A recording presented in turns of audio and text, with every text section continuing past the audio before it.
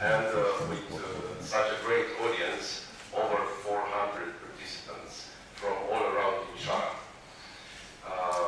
First, I want to thank our rector, Professor Șerban, Vice Rector Florin Tărgan, and all the other colleagues which provided their valuable support in such a timely fashion to put up this event in only 2 days. Thank you very much. Next, I will ask my colleague Alin Anton to give a short, a very brief presentation of the context of this event. Thank you, Mihai. So my name is Alin Anton. I think most students know me for teaching the English classes where I introduced the concept of free software. It's an extraordinary privilege to be here and to stand side by side with Dr. Stallman, our guests, and our friends from Universitatea, who are still working to solve the issues. It is my great appreciation for everybody who tried to manage this Blitzkrieg organization. It was really fast. It was much less than 2 days. So Dr. Stallman is the father of free software. He is the author of the GNU operating system and the main guy behind the free software movement. I would like to also tell you that the title for the presentation today is Free Software and Your Freedom, so it's a non-technical talk. And perhaps Value, who is still doing the last details, is going to tell you more about the context. It was a conference at the Politehnica of Bucharest titled Politehnica. It's not the first time they bring Dr. Stallman in Romania, but it is the first time when Richard is present in our town. It is a great pleasure, a great honor, and we are here for a very interesting talk. So, Tiberiu, if you can come over and tell us about your conference. Yes. He will be available as soon as possible. It was like this non-stop, 24 hours from 24 hours. Tibi, would you like to continue, please? Tiberiu Tugureanu from Universitatea, the only foundation in Romania about free software. Thank you, Ali. Hello and welcome to this event organized by the Department of Computer Science of the Computer Science and Mathematics faculty of Politehnica of Bucharest, of Timișoara. I'm nervous. Timișoara, of course. And Universitatea, the Free Software the Foundation fighting for free software and big culture in Romania.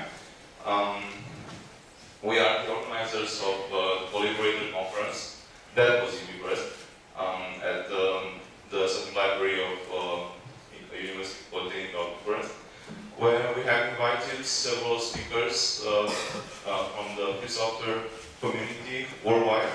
We had representatives from several countries, United States of America, Belgium, France, Italy, Russia, Australia, Italy, and we welcome you to participate in the next edition, 2018. This event is a satellite event of Collaborator Conference. You can learn more about Collaborator by going to collaborator.org. The address is written on the banner. And we have stopped in Iași first with Dr. with such a large number of participants. We thank you that for you, free software counts, and we hope that you will also participate, become co-liberators in technology. Without further ado, we'll give Richard the opportunity to speak about free software.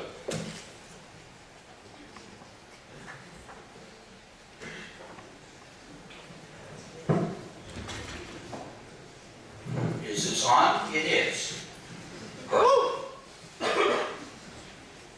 So, first, I'd like to apologize for this delay due to late arrival of equipment, but we'll get you moving now, and we wish you a pleasant listening experience on the way to the end of the talk or wherever your final destination may be. So, before I start the actual talk, I want to say something about photos and recordings. I don't mind if you take photos of me, but if you want to ever distribute them, then please do not put any photo that shows me into Facebook, Instagram, or WhatsApp. Those are three tentacles of a surveillance monster. Facebook does not have users, it has users. It uses them to get their personal data and personal data about other people. Facebook can recognize people in photos by their faces and by the backs of their heads. So if you put into Facebook through any of its tentacles a photo in which a person appears, you are helping the company track and surveil that person. So that's a bad thing to do to your friends, and please don't do it to me. Maybe it's okay to do that to your enemies. Also, if you want to take a photo with a mobile device, please, in advance, turn off the functionality of putting the geolocation into every photo, which is what they'll normally do. It may not be enough to turn off location. It may remember the last location it learned, which might not be very far away from here. You need to go to the camera app, then in its parameter settings, you'll probably find something like geotagging in photos. Turn that off. If you're a real wizard, you can remove the geotagging afterwards. But if you don't already know how to do that, you're not a real wizard. So take a precaution in advance, don't risk forgetting. Then recordings. I don't mind if you make a recording, but if you want to distribute copies, please do so only in the formats that are favorable to free software. That means the OGG formats and the WebM format. Also, please make sure the distribution website permits absolutely anyone to download a copy without having to run any non-free software. Now, I'm not talking about the software that runs on the server. I'm talking about the software a user has to use to download from the server. For instance, YouTube requires visitors to run non-free JavaScript code, and if they don't run that, all you see nowadays is an empty window. So please don't distribute this through YouTube. Please verify that the site you're going to use permits downloading a copy with JavaScript disabled or with Libre.js active. It's best if it works with JavaScript disabled. And finally, please put on the recording the Creative Commons No Derivatives license, because this is a presentation of a point of view. If it were teaching a subject, then it ought to be free. So, what is free software? Free software is software that respects the user's freedom and community. Which means that it's not about how you get a copy. It's liber, not gratuit. We're not concerned about price at all. How you get a copy, that's a minor issue. Once you have a copy, how does it treat you? That's what we're concerned about. Does it respect your freedom and community, or does it attack them? If it attacks them, then it's unjust, immoral software. And that's what we're trying to put an end to. So what is a program and what is a computer? A computer is a universal computing engine. It can do all sorts of things, but really it only does one conceptually simple thing. It gets the next instruction and does what that says. And then it gets the next instruction and does what that says. And then it gets the next instruction and does what that says. Millions of times a second, it gets the next instruction and does what that says. The instructions come from a program. Depending on what's in that program, it will make the computer do this or that or the other thing. The program can make that same computer do any computation at all, anything at all, except for the impossible things. No program. There's some things that the computer can't do, no matter what the program says. But aside from them, the computer just obeys its instructions, and therefore it does all the things you see. So the question is, who gives the instructions to your computer? You might think it's you, when really it's someone else. You might think your computer obeys you, when really it's obeying its true master all the time. And it does what you ask for when the true master decides that's okay. So the true master is always controlling what you can do. With any program, there are two possibilities. Either the users control the program, or the program controls the users. It's always one or the other because there's no other way. When the users control the program, that's free software. How is that so? Well, what does freedom mean? Freedom is having control of your own life, control of the activities you do in your life. But if you use a program to do the activity, control of the activity requires control of the program. So when the users have control over the program, that program respects the user's freedom and community, so it's free software. Practically speaking, the concrete criterion for free software is that users have the four essential freedoms. Freedom 0 is to run the program any way you wish for any purpose. Freedom 1 is to study the program's source code and change it so it does your computing activity the way you wish. Why is source code essential? Well, here's some source code. It looks like a mixture of English and math. If you've learned that programming language, you can read the code, understand what it does, and change it to do something else. To run the program, we convert it into executable code, which is an enigmatic series of zeros and ones. Figuring out what they mean is hard. For a tiny program like this one, it's not really hard. Any programmer who chooses to learn could figure out what that does. But when the program gets bigger, figuring out what they mean gets to be hard. And when it has millions of these zeros and ones, figuring out is extremely hard. So to tell the users, you are free to change this program if you could figure out what those zeros and ones do, that's a mockery of freedom. Real freedom entails giving the users the source code so they have as much chance to change it as the developers do. So, part of freedom 1 is that the users get the source code.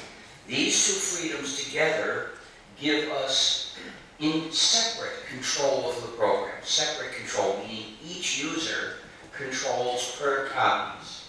I can change my copies, and you can change your copies. Here we see an instance of separate control. 4 users are using this program. One of them is exercising freedom 1, and the other 3 are using the program the way they got it. So, separate control like this is absolutely essential. Maybe if my mouth is further from the microphone, it will sound better. This is absolutely essential, but it's not enough, because most users don't know how to change source code. They do other things. It's silly to say every person, every user should know how to program. That's like saying every person who lives in a house should know how to construct houses. You don't have to. There are many important and useful and interesting things for people to do in life. You should learn programming if you want to, and if you find you have a talent for it. But these people, although they're not programmers, they deserve control over their computing. How can non-programmers exercise control? Through collective control, which is the freedom for users to work together, to collaborate, to exercise control over what the program does, meaning working together as a group.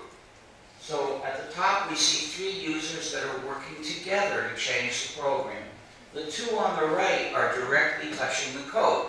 They must be programmers. The one on the left is not touching the code.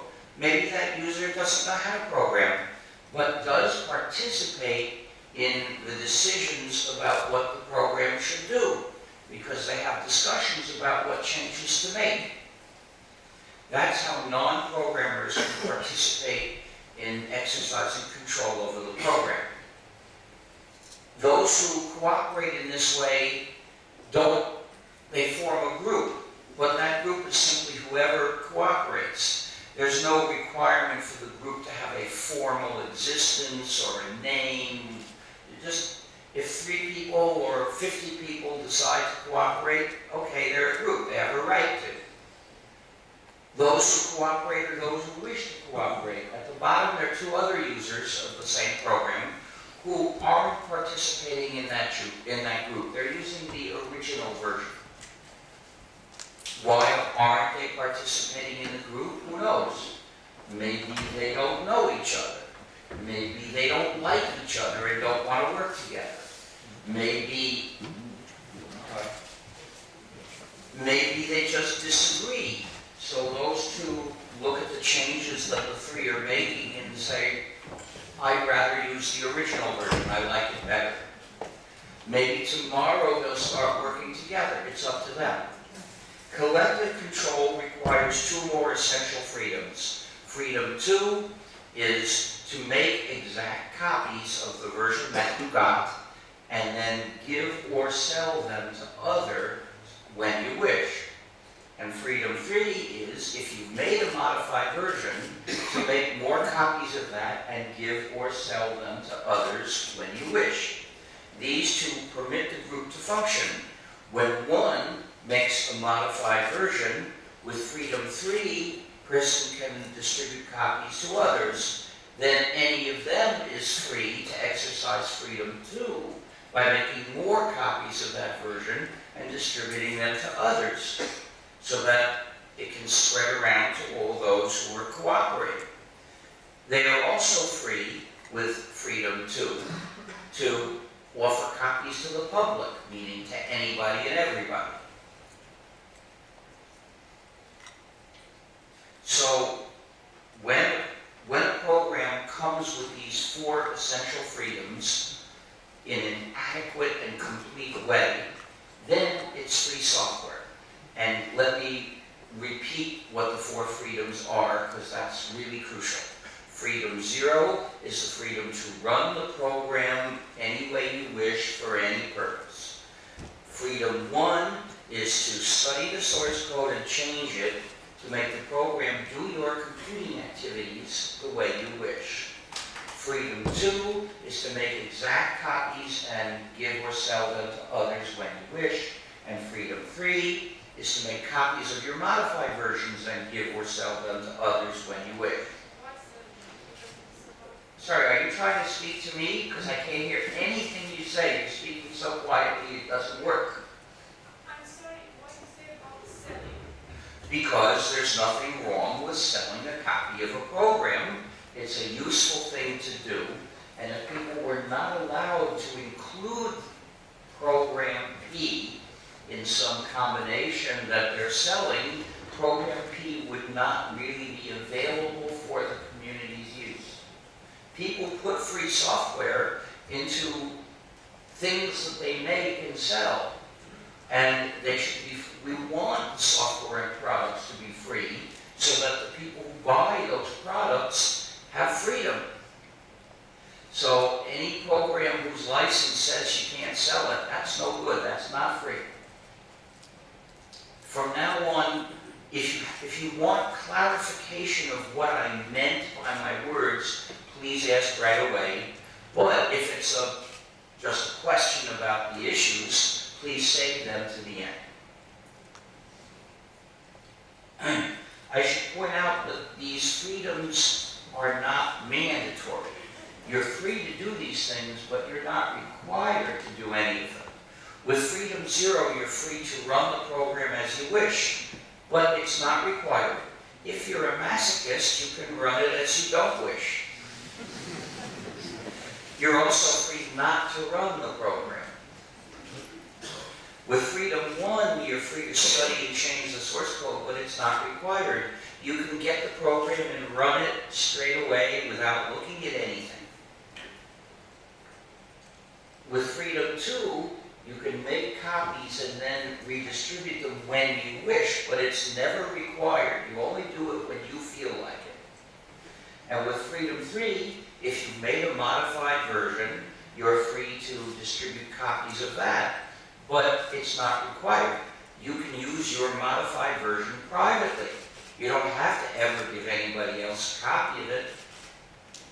Any program that you write by yourself and then use is free software in a trivial way, because all the users, all one of them, have the 4 freedoms. It's automatic. So, if the program carries the 4 freedoms in a complete and adequate way, then it's free software because the users control that program. But if one of the freedoms is missing or incomplete, then the users don't control that program, so the program controls the users and the owner controls the program.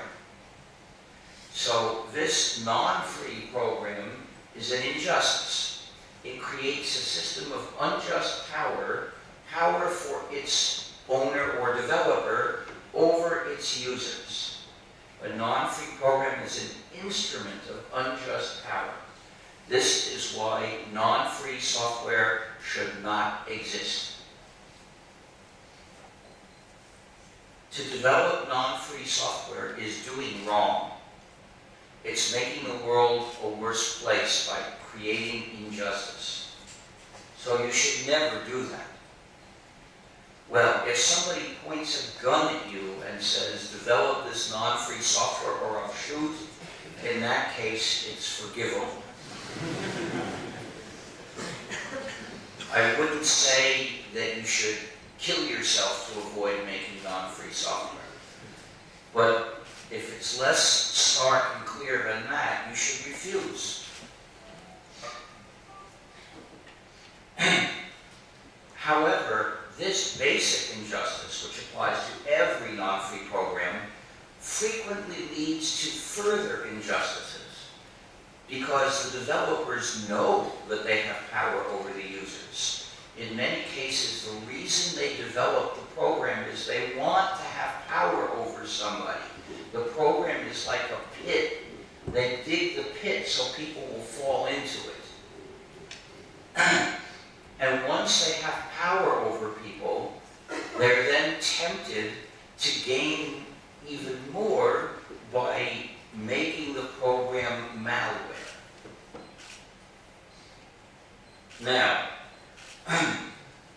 the difference between free and proprietary software is not about what's in the code. It's about how it's made available for people to use, either letting them control what it does or imposing one's own power over what it does to them. So the same code could be released as free software or as proprietary software, and sometimes it's released in both ways in parallel. Whether it's free or proprietary is independent of what's in the code. Whereas malware means code that's designed to mistreat the user, regardless of whether it's free or proprietary. This is just a question of what's in the code itself. So philosophically, these are two orthogonal things, free or proprietary, malware or not. But in practice, they go together, because the proprietary developers are the ones that are tempted to make it malware. They know that if they choose to make the program malware, the users will be unable to change that. So they face the temptation. Power corrupts, and it corrupts them. What do they do? Well, they make programs spy on the user. This example is the Amazon Swindle, Amazon's ebook reader, which is designed to swindle readers out of the traditional freedoms of readers of books. The Amazon Swindle spies on and reports everything the user does. It sends the title of the book. So even if the book was not obtained from Amazon, but rather from someplace else, Amazon still is told that the user is reading that book. And it sends the page number also. And if the user highlights anything that's sent to Amazon, if the user enters any notes, they're sent to Amazon. Total Orwellian surveillance of reading. But lots of proprietary programs spy.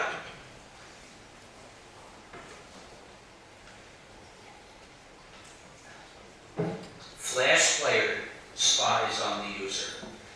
The main proprietary operating systems, Windows, Mac OS, Android, and iOS, which is the system of the iMonsters, they all spy on users. Lots of apps spy on users. Even the flashlight apps, whose only purpose is to light up the phone, they send messages to various websites, lots of different websites from each app, not just one. And why do they do that? What information do they need in order to turn on the light? None. The only possible reason for sending all those messages is to spy on people. Streaming apps typically spy on people. Things like Spotify and Netflix. You see, they're connected to a particular server, and they only work by communicating with that server, and that's an injustice already. The server makes users identify themselves, and the server keeps track of everything that the user listens to or watches. Well, this is snooping on people, which we should make it illegal. Real data protection laws would say, you must give the user an anonymous way to pay. You must not try to find out the user's identity.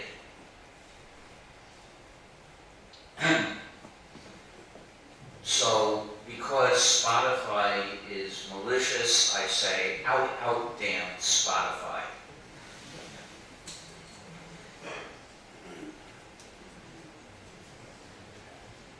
I refuse to listen to anything through Spotify, even if it's running through someone else's computer, because I find it so disgusting.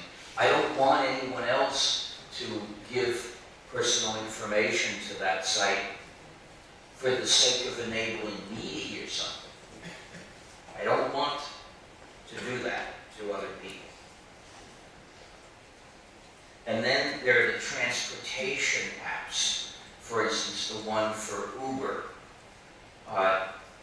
Uber makes users identify themselves, so it creates a dossier for each user.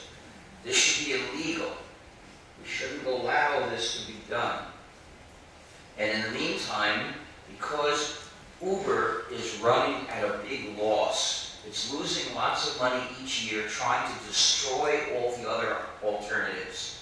So I want to do everything I can to defeat Uber's attack so that the other alternatives will continue to exist. So I won't ride in an Uber car even if it doesn't know my name.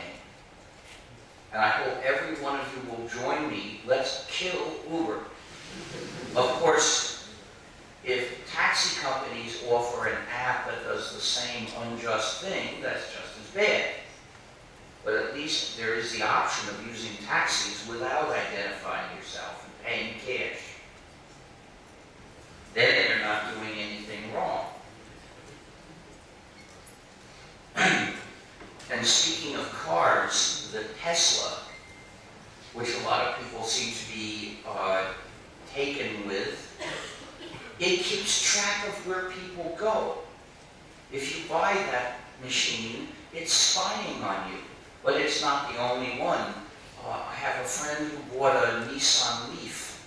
He found out that it has a cellular modem in it, which means that the phone network is tracking it everywhere. He disconnected the cellular modem. After all, it's his car.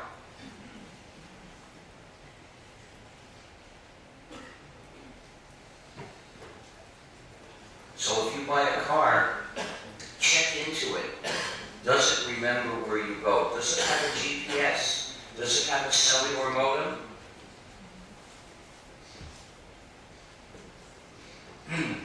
Many physical products are tethered to a particular server. The Fitbit is an example.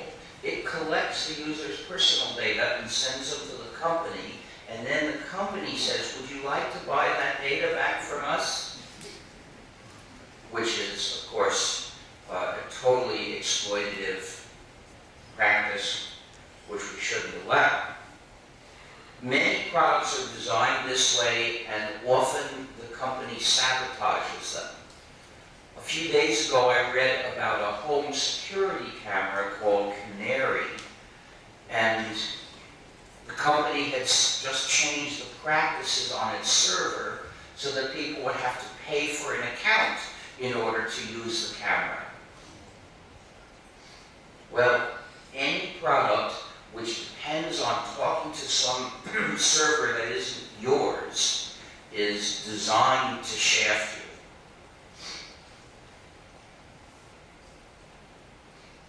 Then there are the digital handcuffs, also known as DRM, Digital Restrictions Management. This is the functionality of designing a product to restrict what users can do, so that your technology is no longer there to serve you, but rather to forbid you. It's not your servant, it's your prison guard. This example is the notorious blue ray that attacks users when they try to copy things or even access them and they don't have the permission that the device controls. If I could watch a Blu-ray disc with free software so that I could remove the handcuffs, then I would do it. I have no reason not to. But since I don't have that software, it doesn't fully exist. Basically, every Blu-ray disc is an attack on your freedom, and I won't use them. My principle is Never use a device that was designed to give someone control over you unless you have exactly what's needed available to you to break the handcuffs. If you can break the handcuffs, fine, it's not harmful anymore. If you can't break the handcuffs, reject it. Value your freedom. Make decisions to keep your freedom.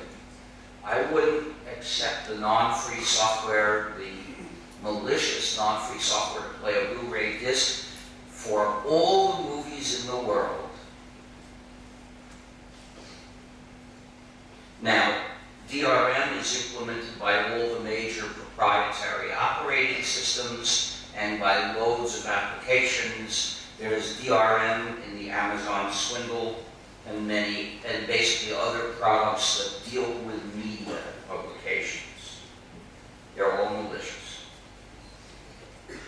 Then there are backdoors. It's hard to find a backdoor.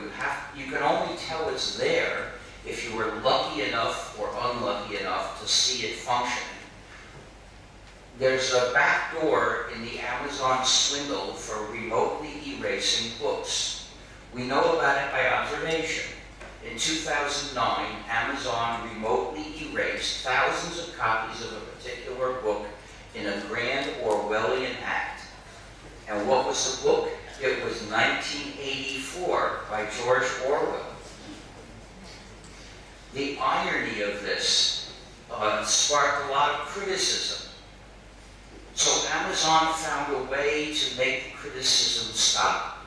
It said, "We are sorry, we'll never do this again unless ordered to by the state." Right. That's not a very comforting promise if you've read 1984. But it wasn't a promise at all. It had no binding force. It was just noise for Amazon to make so that people could stop criticizing. A few years later, Amazon returned to remotely erasing books without even an order from the state. We also know of a backdoor in iOS, the software, the iMonsters, for remotely erasing apps. And Android has something even worse. It not only can remotely erase an app, it can also remotely, forcibly install any app. Google can do this. It's done through one of the non-free components of Android. Android has many free components and many non-free components. One of the non-free components is Google Play, and that's where the backdoor is. Then there's censorship. Apple was a pioneer in imposing censorship of apps. The iPhone was the first general-purpose computer designed so users could not freely install the applications of their choice. They could only install apps that were approved by Apple from Apple's store. Apple uses this censorship power arbitrarily according to its business interests and its political positions. It also uses this censorship power on behalf of tyrannical states, such as China. A few months ago, China decided to ban VPNs and told Apple, ban VPNs for your users, censor the VPN applications, and Apple obeyed. Because Apple had given itself this power, Apple had to use this power on behalf of one tyrannical state, but I'm sure any big enough tyrannical state could make the same demand and get the same immediate obedience, slavishness from Apple. When users, by the way, Microsoft followed the same path a few years later. It's not as if Microsoft were any better than Apple. It's just that Apple was more cunning at finding a nasty thing to do. And because Apple is thought of as cool by people who judge superficially, it was able to get enough people to tolerate this, and thus open the door for an additional kind of, a new kind of abuse. When the users found ways to defeat the censorship, they called it jailbreaking, which means escaping from the prison.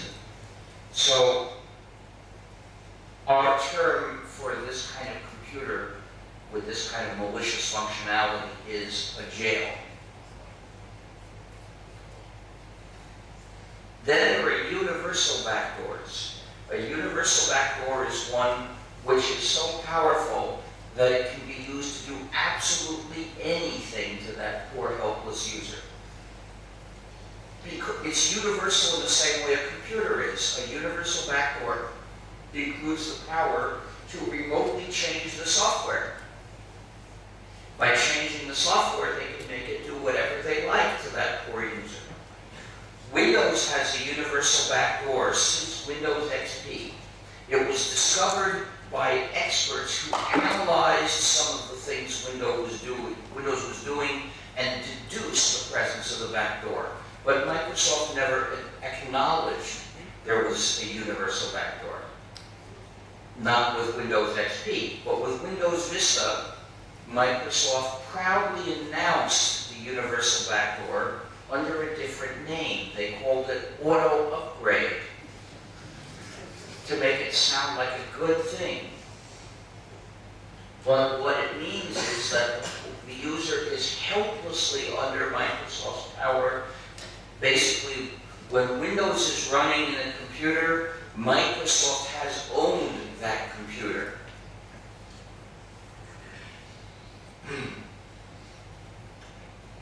There's also a universal backdoor in the Amazon swindle and in nearly every portable phone.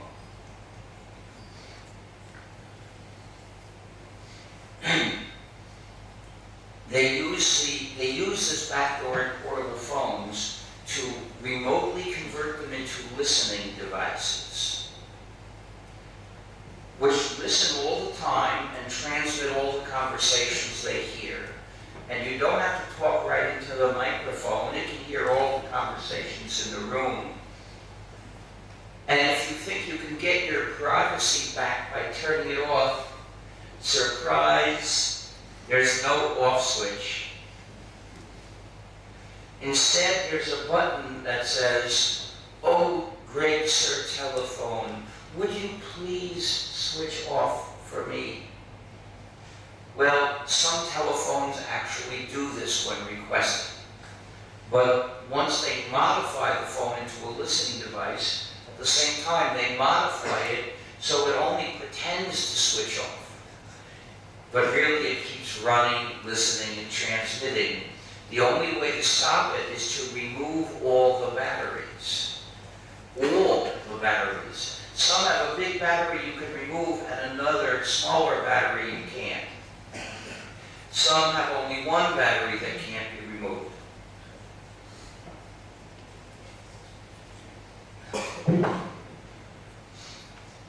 Of course, this is not the only way telephones spy on their users. They also track the user's movements because the phone, from time to time, sends a transmission that says, "Here I am."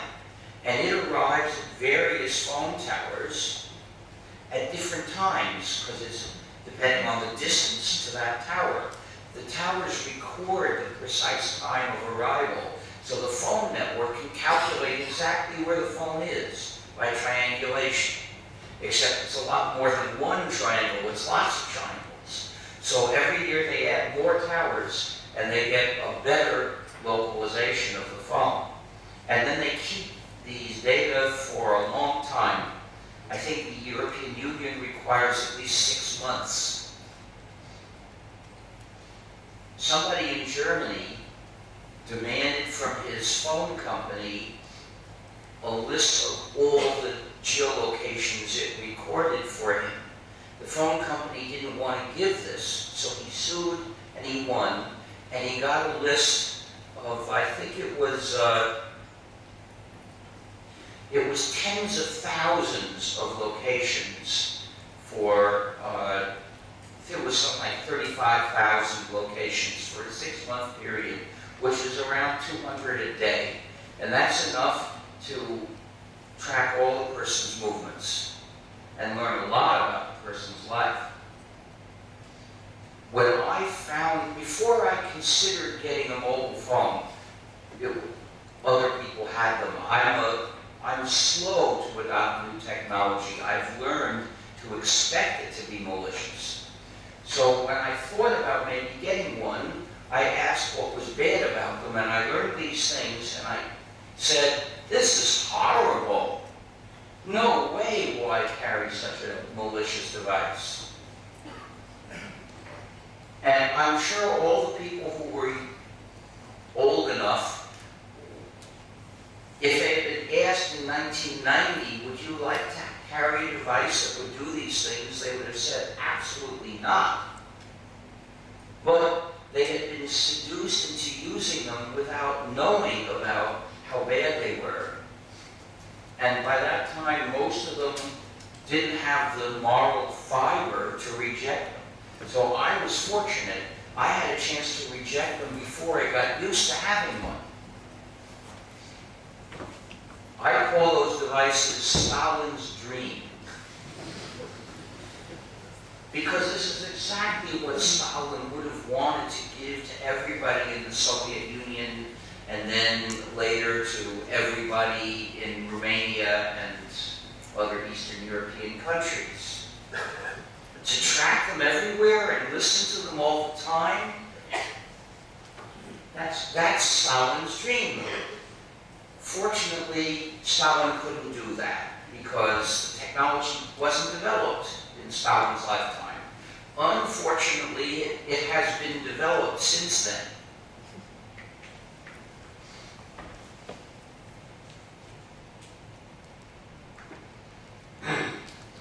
People are now starting to develop some mobile phones which to some extent resist this.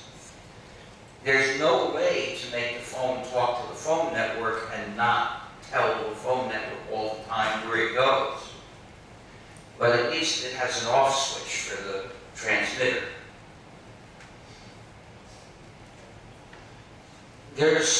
Sometimes you find a product that does many different nasty things.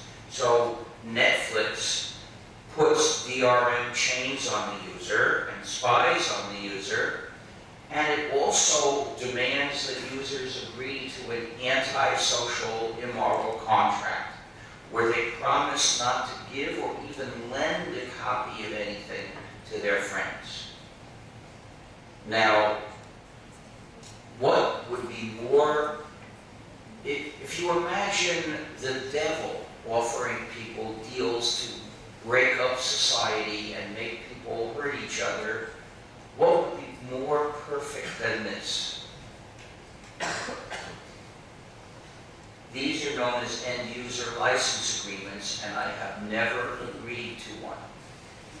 I'm careful about this.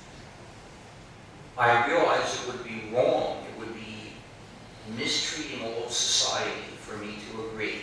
Now, what do you do if you've already agreed to such a contract? Don't make it worse by obeying the contract. The lesser evil is to break it and continue being a decent member of society. I mean, imagine if somebody got you to sign a contract saying that you would go and attack somebody or rob somebody. Well, that's no reason why you should actually do it. Still, the right thing to do is don't do it. And it's the same here. But I don't want to make an agreement knowing that I would be morally obliged to break it. I'd rather refuse at the beginning, and that's what I do. There's another nasty thing that proprietary software developers can do.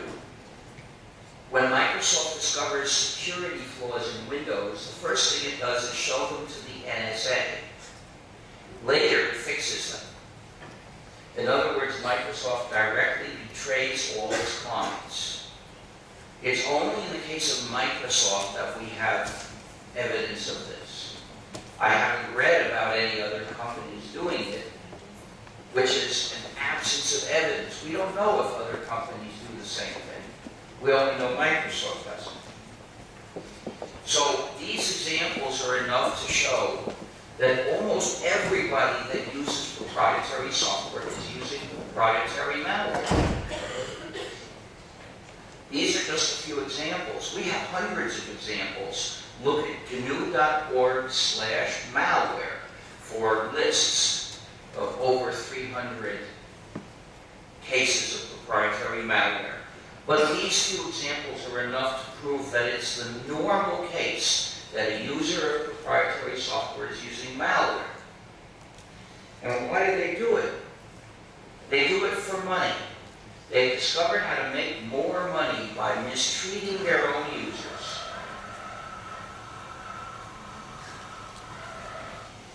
Does that mean you agree? Or is that supposed to be a raspberry?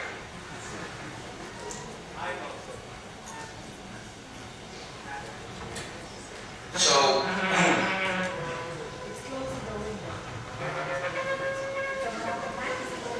really? Well, I don't trust the software that runs Windows.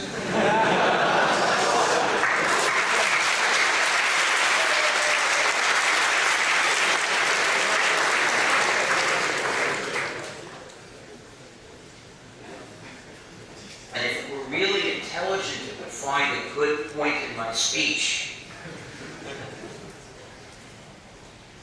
So, theoretically, whether software is free or non-free, and whether it's malware, are independent. In practice, though, they are correlated. Proprietary software is typically malware, and free software is almost never malware. This is no accident. You see, the power that proprietary software developers have tempts them to make malware. So proprietary software tends to be malware. Free software developers, we know we don't have power. So we're safe from being corrupted. If you're powerless, you're not going to be corrupted.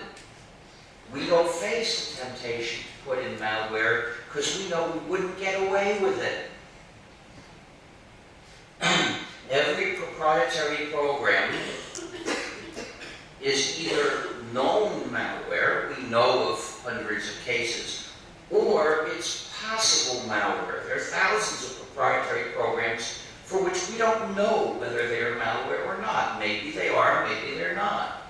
I'm sure some of them are not malware, but we can't identify any one and determine it's not malware. We just don't know.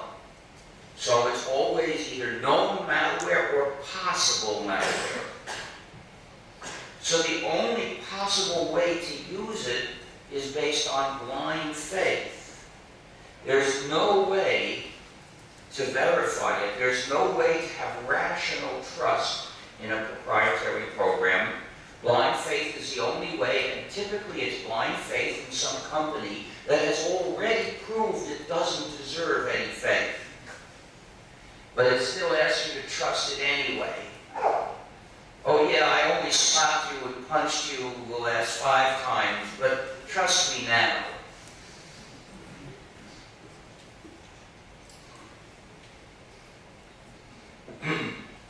Whereas with free software, you can have rational trust because you know that the users control the program.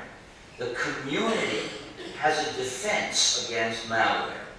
The only known defense against malware is free software, because that means the users have the chance to check the code, and if they see anything bad, which usually means an error, but it could be something malicious, they can fix it. They're not helpless. This is not a perfect defense. It's not a guarantee. We can't guarantee that if a program is free, that it has no malicious functionalities or errors. But it's still a defense. And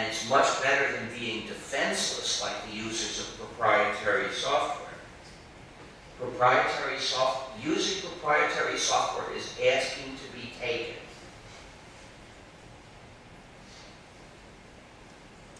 So what you should do is escape from proprietary software and come live with us in the free world that we have built. We built it with the GNU operating system and the Linux kernel. I started developing GNU in 1984. I wanted to make it possible to use a computer in freedom. In 84, that was impossible. In 83, when I made the decision, it was impossible. Because every computer needs an operating system, and the modern computers required proprietary operating systems. All the operating systems for them were proprietary. So to make the computer do anything, you had to get an operating system in it, and it was proprietary, and there went your freedom. I had a way to change this. I couldn't convince the operating system developers to make their systems free, but I was an operating system developer. I realized I could achieve this goal. All I had to do was write another operating system. Then, as a developer, I could make it free. And that would give users the way to use a computer in freedom. By 1991, the GNU system was mostly complete. One major essential component was missing. That was the kernel, which allocates the machine's resources to the other programs you run. We started developing a kernel in 1990. I wasn't the one writing it. I just chose the overall design, which was perhaps a mistake. It was too advanced and elegant, and it made the project into somewhat of a research project. It took 6 years to get a test version run. The developer had to change it, decide a certain approach was a mistake and do it over. And it's a shame. But fortunately, we didn't have to wait, because in '91, Mr. Torvalds developed a kernel using the old-fashioned monolithic design, and he got it to work in less than a year. In '91, Linux was no good for us because it was not free software. It had basically a no commercial restriction in its license, and that makes it non-free. But in '92, he changed the license. He switched Linux to the GNU General Public License, which was one of several free software licenses in use at the time. That made Linux free so it could fill the last gap in the GNU system, making the combination GNU plus Linux. For the first time, it was possible to get a PC and run it in freedom. And unfortunately, a lot of people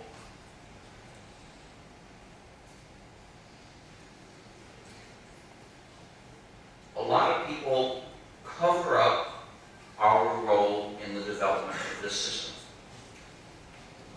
by calling it Linux. So they're only talking about one component and treating that as the whole system.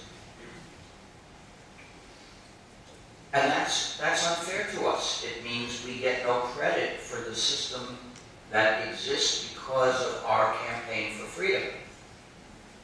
It's not just unfair to us, it's unfair to you. Because when people forget that this is the GNU system, they also forget why it exists. It exists because we were determined to win freedom for us and for you. The developer of Linux doesn't talk about freedom. It's not what he cares about. When people think the system is Linux, not only our work, but also the idea of freedom gets covered up. We started the whole project. We developed the biggest share of the code. So I think it's fair for us to ask for equal mention. If you call the system GNU/Linux, you're giving us equal mention. Please pay attention to doing that. Now, in principle, gnu/linux is a free operating system. In practice, that's not always so. You see, there are thousands of variants of gnu/linux. They're called distributions. And each distribution has its own development team that decides which programs to put in. Most of these teams put in some non-free programs, which means that the system doesn't entirely respect users' freedom. There are thousands of non-free distributions and just a few free distributions. If you want freedom, you've got to pick a free distribution, or else you have to be careful and study the distro you're going to use so you can tell. You know, you can install a non-free distro and maybe you can delete or not install the non-free distro, the non-free programs in it. But that's work. If you choose a free distro, then you know you're going to install only free programs. Look at gnu.org/distros for information about the free distros and the non-free distros. The problem with the non-free distros is people hear a recommendation, go install gnu/linux, or maybe they're told it's Linux. And they install that, but if they pick a non-free distro, it will bring them closer to freedom, but it will stop. It will not get all the way to freedom. And it doesn't tell them that they didn't get all the way there.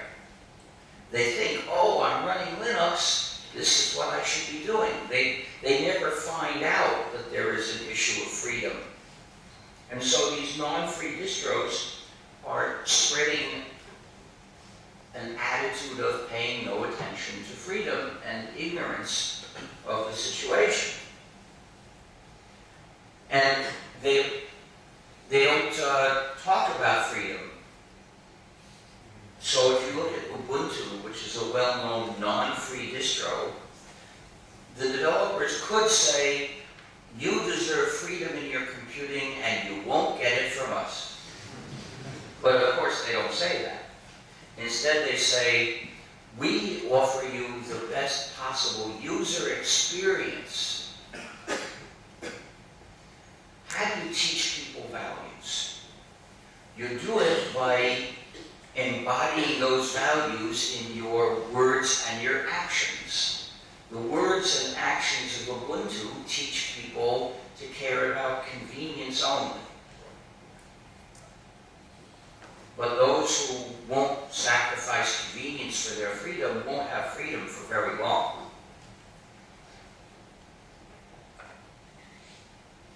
Now, how do you make a program free software?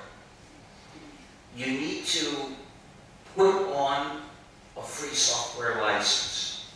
Every program, by default, is copyrighted. Just because it's a written work, it's automatically copyrighted. That's what today's badly written copyright law does. And copyright law, by default, prohibits everyone from copying or modifying or distributing the program without permission. In some countries, it even prohibits running the program without permission,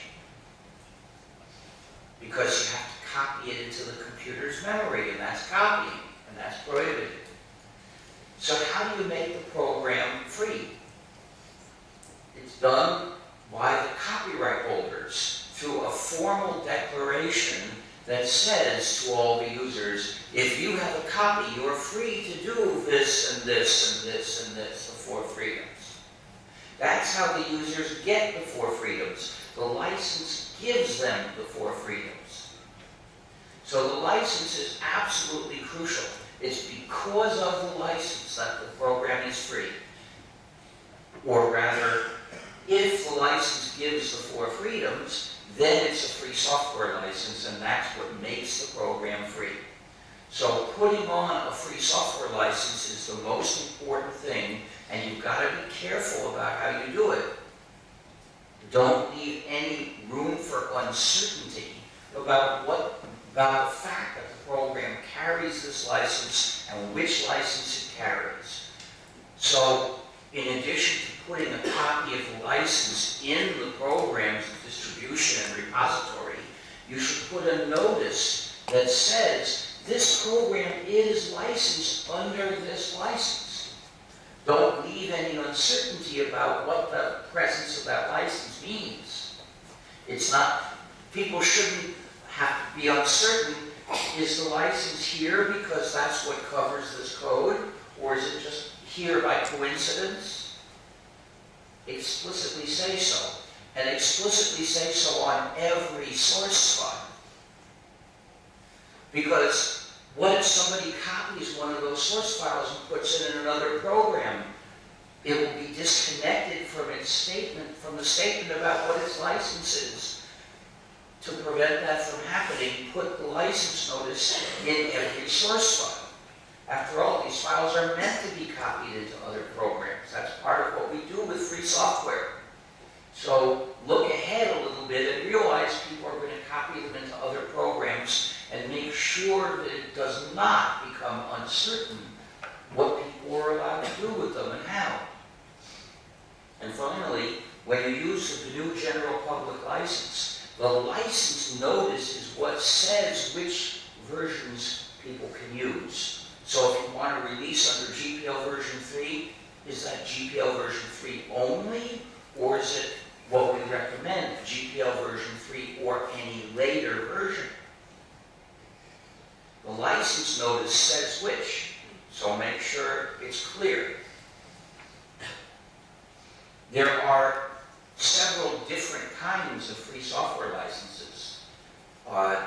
Any license that gives the 4 freedoms is a free license, but there are differences in what they do. I can only cover the 2 main kinds, the weak licenses and the copyleft licenses. A weak license says basically, do whatever you like with this code, just keep my name here. Apache is an example of a program released that way. The Apache license is a free software license, but it's weak. It permits everything it should permit, and then it permits other things that are harmful to the community. For instance, it permitted IBM to take all the code of Apache and put it into a non-free program. IBM has a non-free modified version of Apache. And the users who run that, they get the code of Apache, but they don't get the freedom of Apache.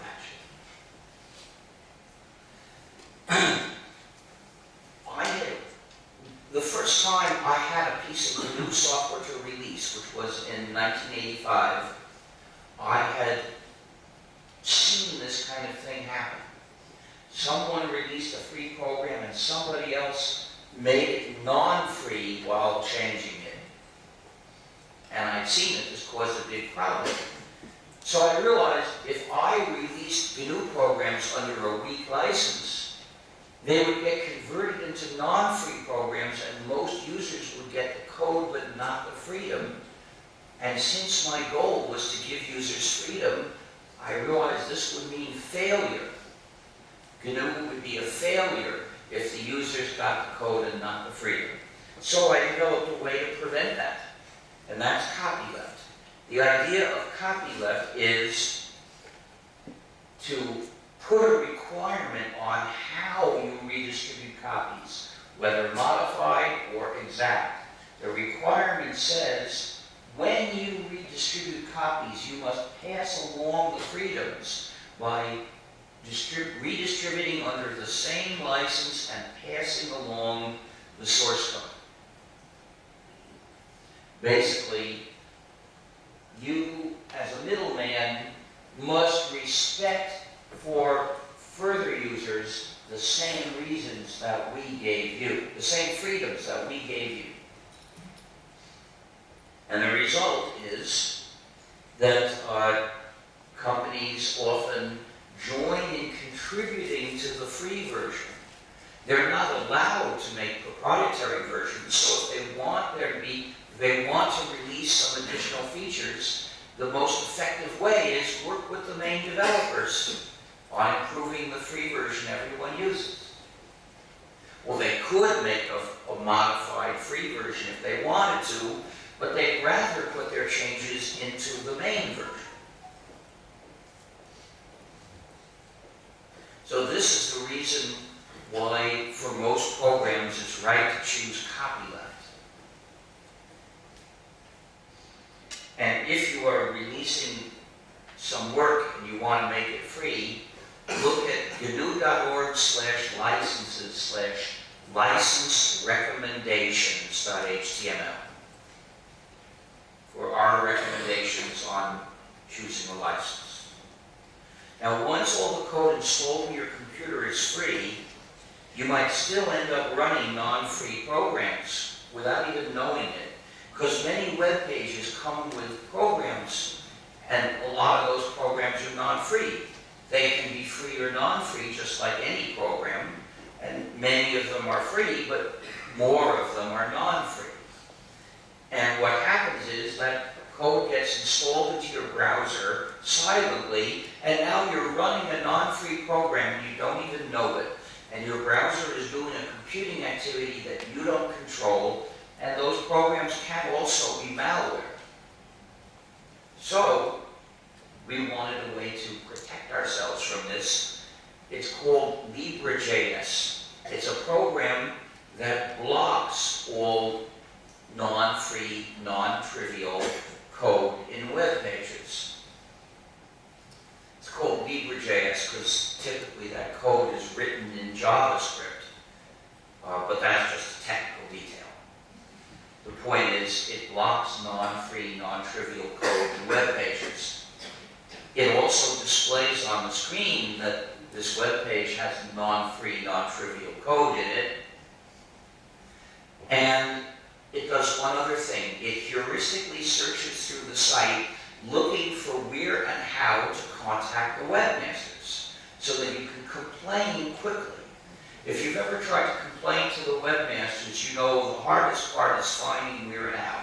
Well, LibreJS does that for you, so you just have to click, you get a window, you type in, I couldn't use your site because it tried to make me run non-free software, non-free JavaScript code, and when I refused to do that, the site didn't work. Please fix it. Send. In less than a minute, you can complain. In 10 minutes a day, you can complain to 10 different sites a day. And by doing that, you're helping the free software movement. Of course, if you ever develop a website, make sure it works with LibreJS. And even better, make sure it also works if JavaScript is totally disabled. Nowadays, there's another way to lose control of your computing, which is SaaS, Service as a Software Substitute, which means entrusting to somebody else your computing activity to somebody else's server. Well, you don't control how somebody else's server works. So if any computing activity you entrust to somebody else's server, you lose control over. It's equivalent to doing it by running a non-free program. It's the same bad outcome, but reached by a different path. So, for your freedom's sake, don't ever do that. Don't entrust your own computing activity to somebody else's server. It doesn't involve your running a non-free program, unless the server also sends non-free JavaScript code to your machine, to your browser, but it has the same effect as if you did run a non-free program. But it's even worse than that. I've explained how some non-free software spies on the user, sending personal information to a server. Well, to use SaaS, the user is required to send all the pertinent data to the server, which is equivalent. But it's even worse than that. I've explained how some proprietary programs have a universal backdoor, which gives somebody else the power to remotely change how the user's computing is done. Well, with SAS, the server owner at any time can install different software in the server, and should be free to do so. It's per computer, a person should be free to put in different software. The problem comes because that computer that is not doing per computing, it's doing the user's computing. And the server owner should not have power to change how their computing is done. So using SAS is equivalent by the structure of how it works to running a non-free program with SPI functionalities and a universal backdoor. Just don't do it. So we want freedom, but there are obstacles we have to cross.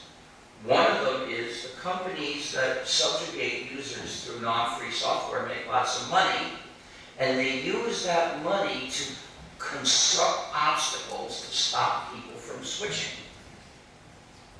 For instance, well, and this is called social inertia. Social inertia means that society is structured in such a way as to obstruct you as you try to get away from the non-free software. One form of social inertia is the network effect, meaning a computer system becomes more attractive as there are more other people using it. So look at Skype, for instance. Skype is a non-free program which is designed so it's easy to spy on, and many people in the free world understand that it's a bad thing to use it, but they say, I can't refuse. My relatives, my friends, my co-workers are pressuring me to run Skype. So if you run Skype, first of all, you're the victim of that non-free software. But then you become another source of pressure on others. There will be others who are running Skype because of pressure from you, which means you're a victim co-perpetrator. This is the moral analysis of the network effect. When the network effect pushes people, when something unjust has a network effect that pressures people to submit to it, everyone who submits is first of all a victim, and secondly a co-perpetrator. So this is why you shouldn't use Skype, why you should resist. Tell your family, friends, and co-workers, no, I don't use Skype because it's an injustice. I can't tell you what to do, I'm just not going to run it. And by the way, here's some free programs that I do use if you really want. Or call me on the phone.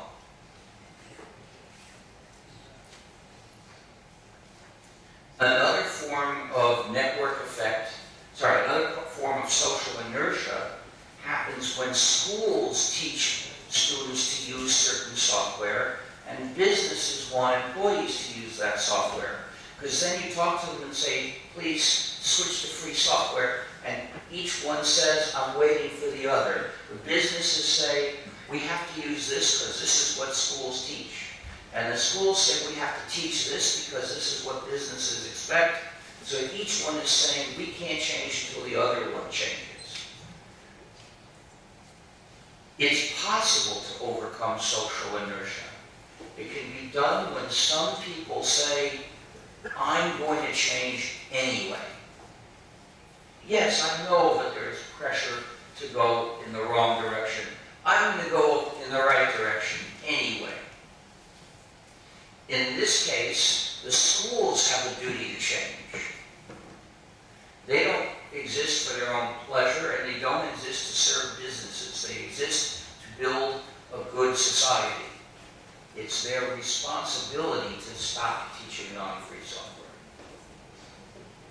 Another obstacle is open source, the concept, the term open source.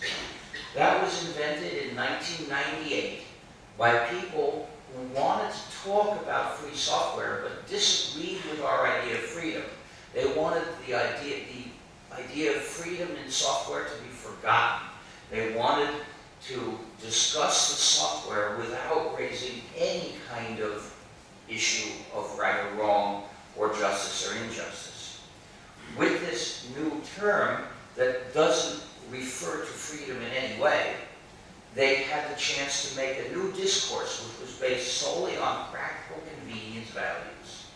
So we say, if you develop and release a program, it's your moral duty, your obligation, to respect users' freedom to change and redistribute that software.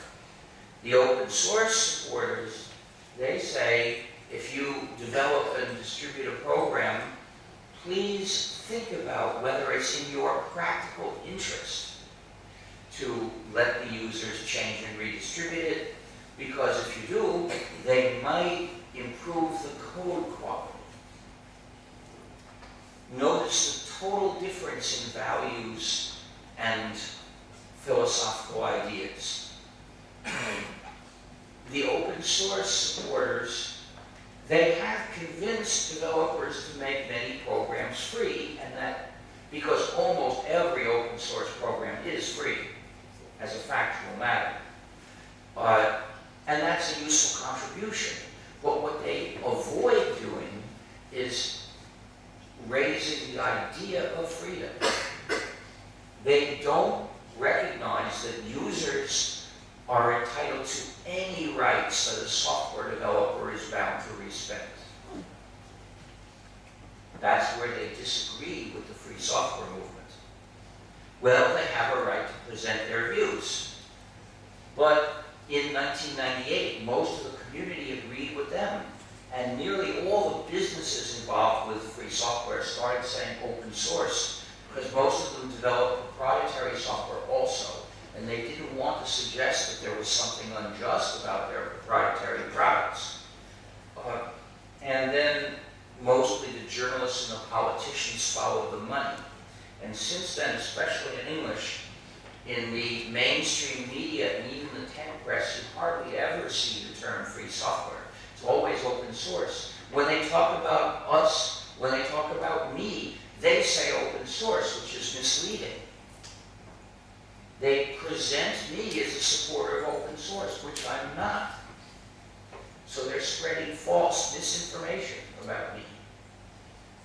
And it's misled most of the public. The people who heard about me mostly have heard that I'm an open source supporter. They write to me raising issues in terms of open source, which make no sense, because they're probably, what they say is usually based on open source values I don't agree with anyway. I've even seen articles that call me the father of open source. What am I going to do? I had an idea. I sent a letter to the editor saying, if I'm the father of open source, it was conceived through artificial insemination using stolen sperm without my knowledge or consent.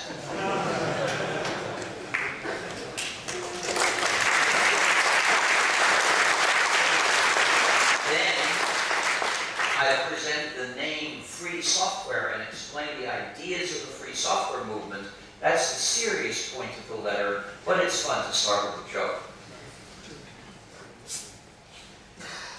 Well, I do this as much as I can, and other free software activists do this as much as they can, but we can't do enough. We need your help. And the way you help is just don't talk about open source or closed source. Avoid those terms. I never talk about open or closed when I'm discussing software, because if I did, it would give people an opportunity to get the idea that I support open source, and I don't. So I want to make it absolutely unmistakably clear that I campaign for users' freedom, so I say free software and non-free software. And if people ask me a question about open source, the first thing I say is, well, since I'm not a supporter of open source, I don't want to discuss software that way. If you want to formulate a question about free software, I could answer that. It wouldn't be the same answer, because free software is a different idea. And you can do the same thing.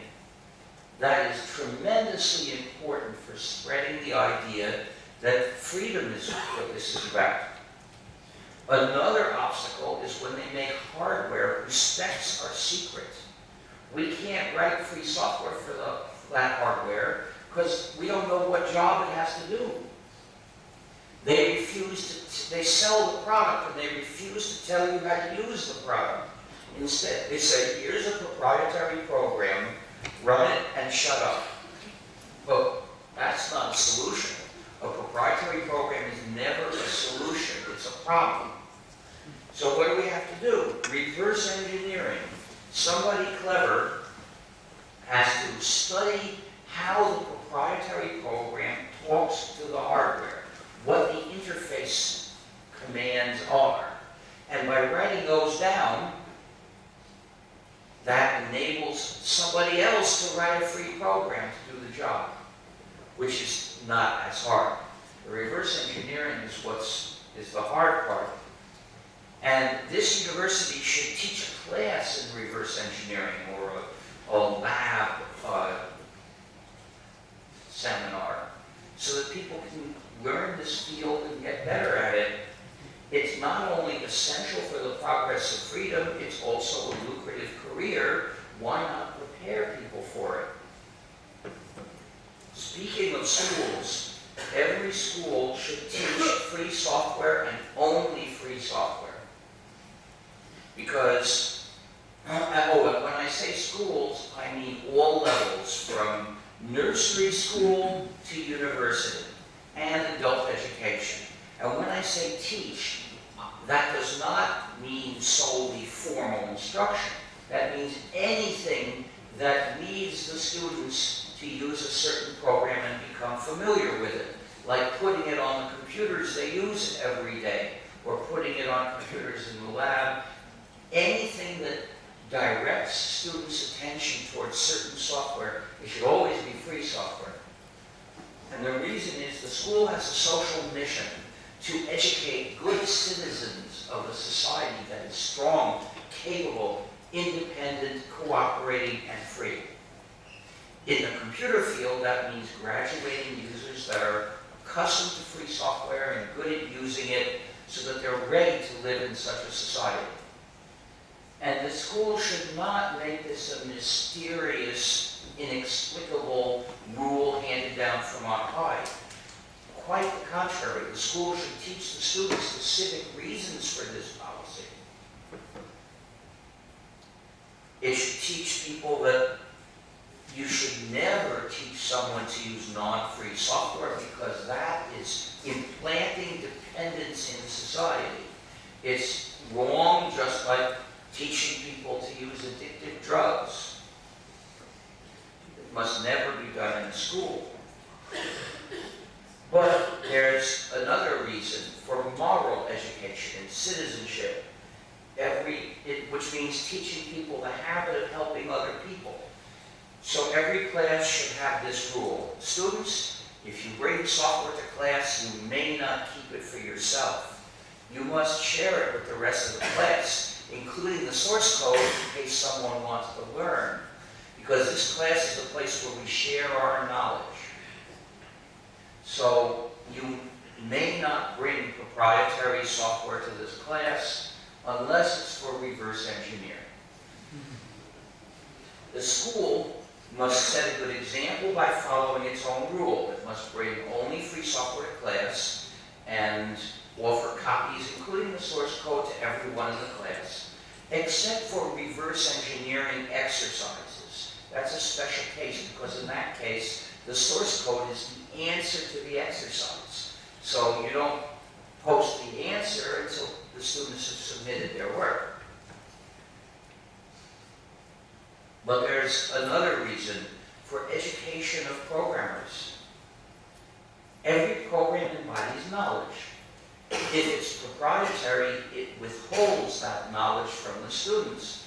So it's the enemy of the spirit of education, and it should not be tolerated in a school, except to do reverse engineering on it, which is a way to extract the knowledge that it denies to the students. But a free program offers its knowledge to the students. And so it supports the spirit of education.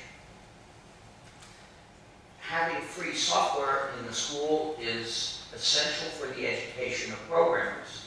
How do you learn to write good, clear code? By reading lots of code and writing lots of code. But only free software offers the chance to read the code of large programs we really use. Then you have to write lots of code. You have to get good at writing code for large programs. You have to write lots of code for large programs. But in doing that, you have to start small, which means writing small changes in existing large programs. Writing small programs is not even beginning to deal with the challenges of large programs. You have to be writing code to go in large programs, but only free software offers a chance to write changes of whatever size in large programs we really use. Without free software, the only large programs you could change are the ones you wrote yourself. And if you're a beginner, you're not ready to do a good job of that. You need to learn them by working on the existing large programs that were written by people who knew how. So every school can offer the chance to master the craft of programming if it is a free software school, as they all should be. So if you have a relationship with a school, if you are a student, a teacher, an employee, an administrator, or the parent of a student, it is your responsibility to organize people to pressure for that school to move to free software. And especially if you're a parent, you should tell them, don't you dare teach my child with non-free software. Don't you dare teach my child not to share with other people. And don't you dare violate my child's privacy by making an account in that student's name with any company. Even giving the student's name to a company is a violation of the student's privacy. The laws may not say so because the laws have probably been corrupted by the lobbying of those companies, but that doesn't matter. And maybe the laws haven't been entirely corrupted. Maybe they need your permission to violate your child's privacy this way. Make sure you reject it.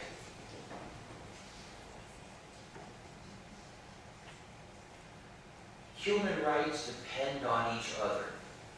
If we lose one, it becomes hard to defend the others.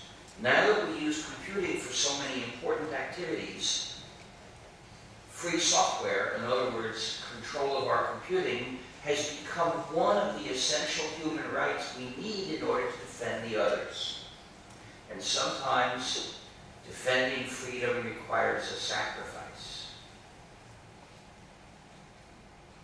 At that point, either we show we care enough about freedom that we will make the sacrifice and keep our freedom, or we surrender it.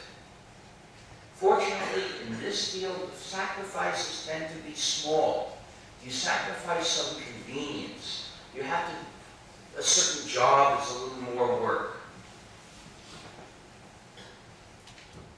So anyone can do that. It doesn't require being a hero. So how can you help our cause? If you're a good programmer, you can contribute to free software projects. I suggest you contribute to 15 other projects run by others before you try to run a project yourself. That way you'll have a chance to learn the right way to do it and do a good job yourself. But most people are not talented in programming, so they should contribute in other ways. There are lots of other ways to contribute, and some of them are very important. For instance, you can become an activist in the free software movement. You can become a speaker. We need more speakers. It's really important for the movement. I can't do it all. There are some other free software activists. They can't do it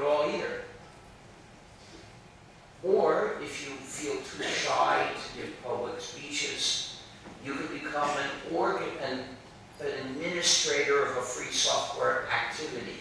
We need those too. It's absolutely essential. And you don't have to be charismatic to keep the mailing list and organize events from time to time and inform people where and when, but it really helps. You can help persuade schools and governments to move to free software. For schools, look at gnu.org/education. For governments, look at gnu.org/government. Every public agency should use exclusively free software. That is part of maintaining the computational sovereignty of the country. The state does its computing for the people. It exists for the people. There's no other reason why the state should exist except for the people. And everything it does for the people. If it does computing, it's doing that computing for the people. And it has a responsibility to the people to maintain full control over that computing, which means not allow control to fall into private hands. But if it uses proprietary software, or if it uses SaaS, it is doing exactly what it shouldn't ever do. If you're an expert user of gnu/linux, you can help other users. You can start a gnu/linux user group. You can start a, you can help an existing gnu/linux user group. And if there's an existing gnu/linux user group which erroneously calls itself a Linux user group, you can go there and help other users and explain to them why the organization should change its name. I would like to make a call for volunteers from Timișoara to help us with Java. Okay, do that now for just a minute, Sure. and I'll continue. We are looking for volunteers who can help us organize events in Timișoara and who can speak with schools and do the rest of the things that Bridget mentioned that you can contribute to. For volunteering, please come after the event and speak with us. Me and my colleagues, Curtis and Martin, we're going to help you set up the details for helping the movement. Thank you. And if you want to start a local free software activist group here, that's a good thing also. And it can work together with Java. Another thing you can do to help us is just say free software. Don't say open source, say software either. Every time you do this, you're showing people that there is a free software movement. That is an issue that they might want to think about. But sometimes you get a special opportunity. Suppose you're in a mailing list and people are discussing which software to use for some purpose. And some of them are suggesting choosing open source and others are disagreeing. Well, you can join the conversation and say, this is not just about mere openness. People's freedom is at stake here. Or our organization's freedom is at stake here. Freedom is important, so we should insist on using software either. Now, this will give you an opportunity to explain the ideas to people. At that point, they'll make some decision. But suppose you don't win the argument. You have still achieved something important, because if there are 5 people arguing, there are probably 50 more people on the list who are just reading. And by reading the things you say to explain free software, they'll become educated. You will have succeeded in educating 50 people about free software and why it matters. So even if you don't win this one particular decision, you've achieved something good for the movement. So, from other ways to help, because there are dozens of ways you can help. I've just listed the few most important. Look at gnu.org/help. There's also /philosophy with many articles about political and philosophical questions relating to free software.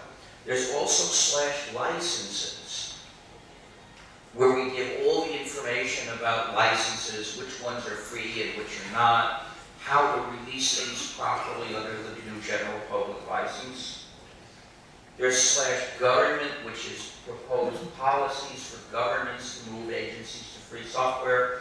There is /education, which provides the points about schools and several examples of schools that have, to a large extent, moved to free software.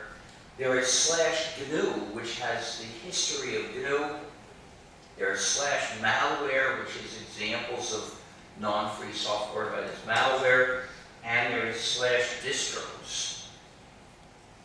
One amusing example of proprietary malware in a product that's tethered to a server. They released a remote-controlled sex toy, a vibrator basically, which someone else can control, which might be fun, but it's not controlled directly by the other person. It's controlled by a company's server, which is spying on it, and it gets lots of personal data about how this sex toy is being used. There's even a thermometer which can detect whether it's in contact with a human body.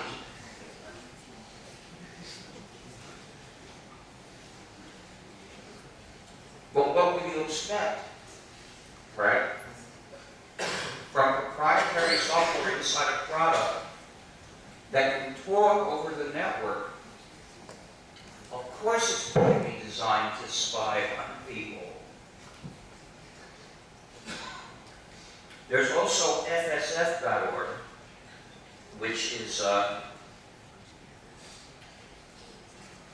the site of the Free Software Foundation. And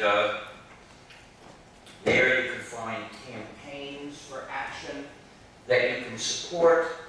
You can find resources for using, developing, and distributing free software. You can find our shop where various products are available. But we've got some products out there. Is there somebody out there selling output?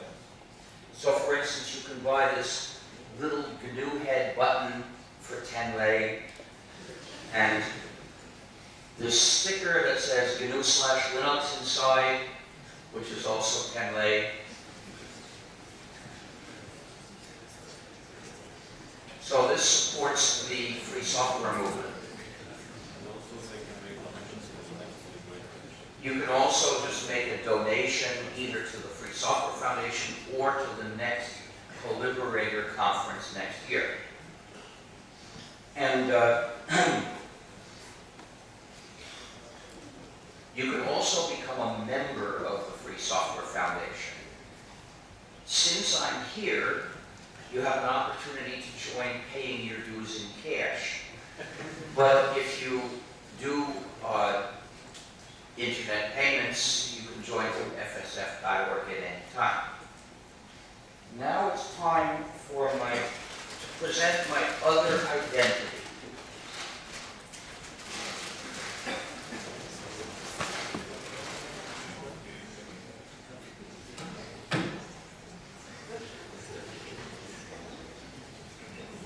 If you know anything about this, please don't say anything now.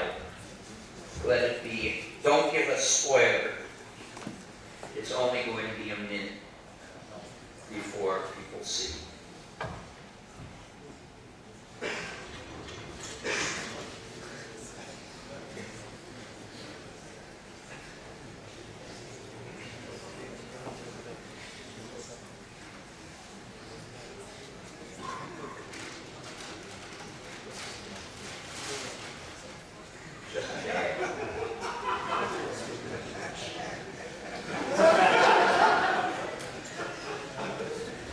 I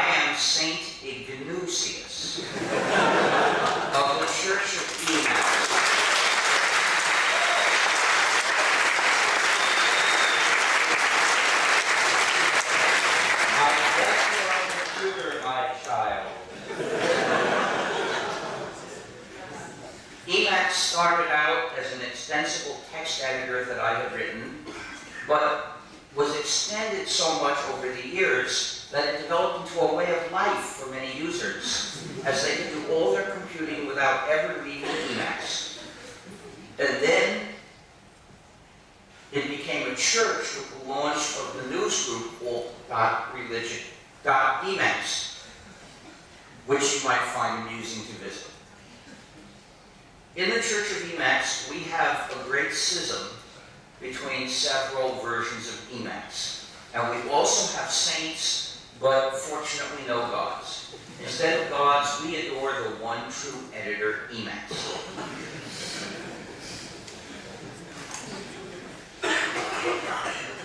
To become a member of the Church of Emacs, you must pronounce the confession of the faith. You must say, there is no system but GNU, and Linux is one of its kernels.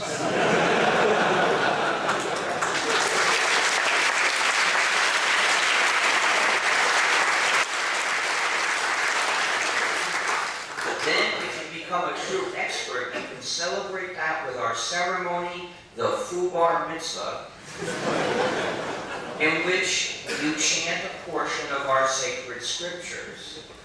That is to say, the system source code. We also have the cult of the Virgin of Emacs, which means anyone who has never used or known Emacs. According to the Church of Emacs, offering the Virgin the opportunity to lose Emacs virginity is a blessed act. We also have the Emacs pilgrimage, which consists of invoking all the commands of Emacs in alphabetical order.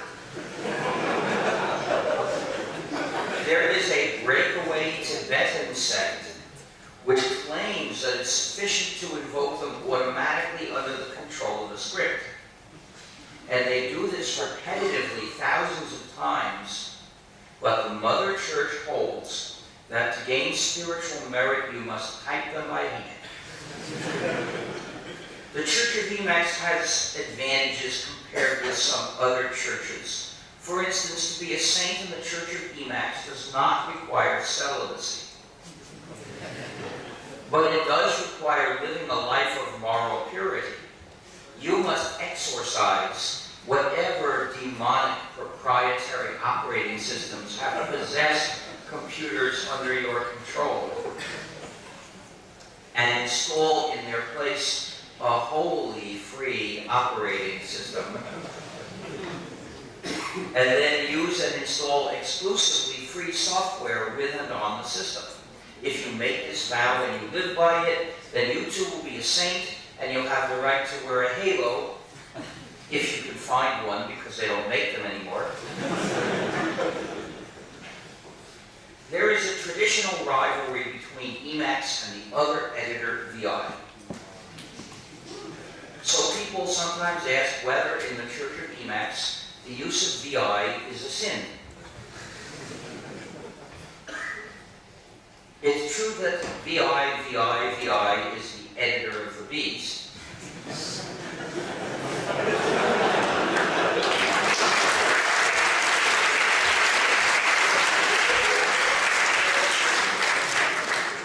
But using a free implementation of VI is not a sin, it's a penance.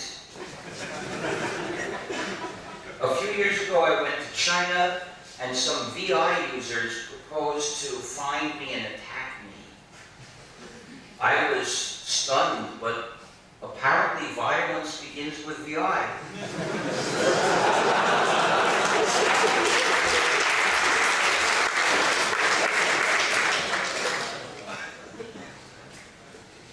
People occasionally ask me whether my Halo is really an old computer disk.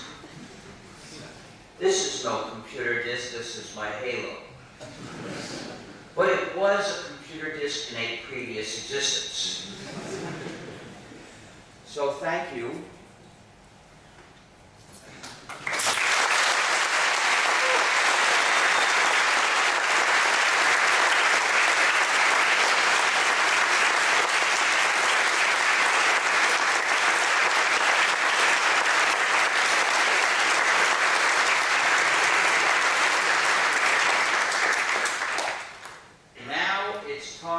the auction.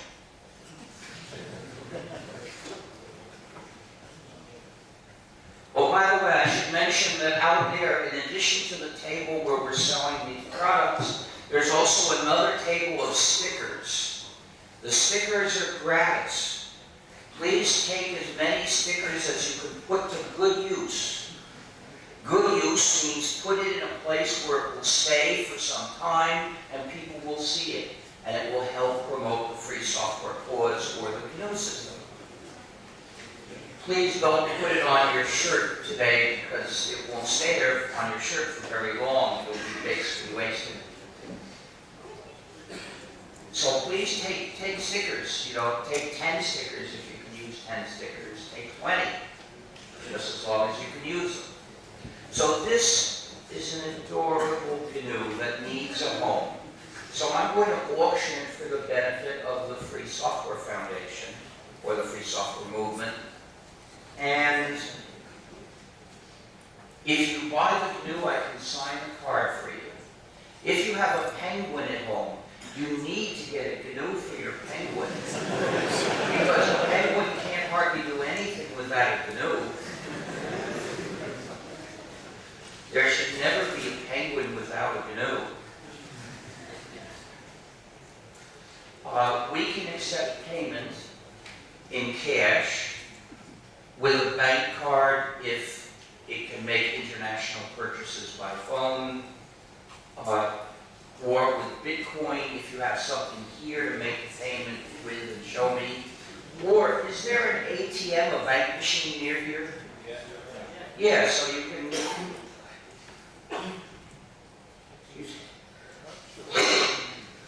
You can, if you win the GNU, you can then go to the bank machine and come back. I'll still be here. I'll be answering questions. So when you bid, please wave your arm and shout the amount. Shout it because I have hearing problems, and if you don't speak loud, I won't hear you. It may help to come closer to the front. You know, there's some empty seats here. If you're interested in bidding, come down here and bid. And I'm going to start with the regular price of 100 lei, $25 basically. So, do I get 100 lei for this adorable GNU? How much? 100. You have to say the amount, because I don't know if you don't say. 110. 110. Do I get 120? 120. I've got 120. Do I? 125. No. Do I get 130 or more? 130. Got 130. 140? 140. Do I get 150? What? Do I get? Okay, I got 150. Do I get 160? 200. I got 200. Do I get 220? 220 or more for this award? How much? I got 220. Do I get 240? 240. I got 240. Do I get 260 or more? 260. I've got 260. Do I get 280? 280 for this adorable. 280 or more to the Free Software Movement to defend freedom? 280. I've got 280. Do I get 300? 300. You said it a bit first. I got 300. Do I get 330? I've got 300. Do I get 330 for this adorable? 300 to the Free Software Movement to defend freedom? 330. Last chance to bid 330 or more. Last chance to bid 330 or more for this adorable. 330. I got 330. Do I get 360? No, 365. Do I get 365 for this adorable GNU? 370. I got 370. Do I get 400? Do I get 400 for this adorable GNU?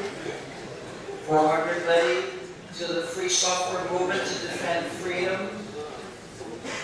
Last chance to bid 400 or more for this adorable GNU. Last chance to bid 400 or more to the Free Software Movement. Going. Gone for 370.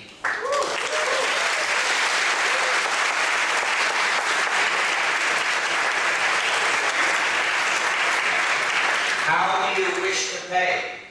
My credit card. Okay, please write down on a piece of paper all of the data from the credit card. Well, you know, that's what you do when you make a credit card payment to a company, you give it the personal data. You could avoid that by going to the ATM, getting cash out, and coming back. It's always better to get cash from an ATM and pay cash, because that doesn't give any database any information about what you're buying or from whom. All they know is you were in a certain place and you got out some cash. But if you want to do it with a card, don't complain about the consequences of using a card. You should write down the data, also plus a phone number or email address, and then I'll just go to the ATM. good. I don't buy anything with credit cards except airline tickets. And I do it for airline tickets because they demand to know who I am anyway.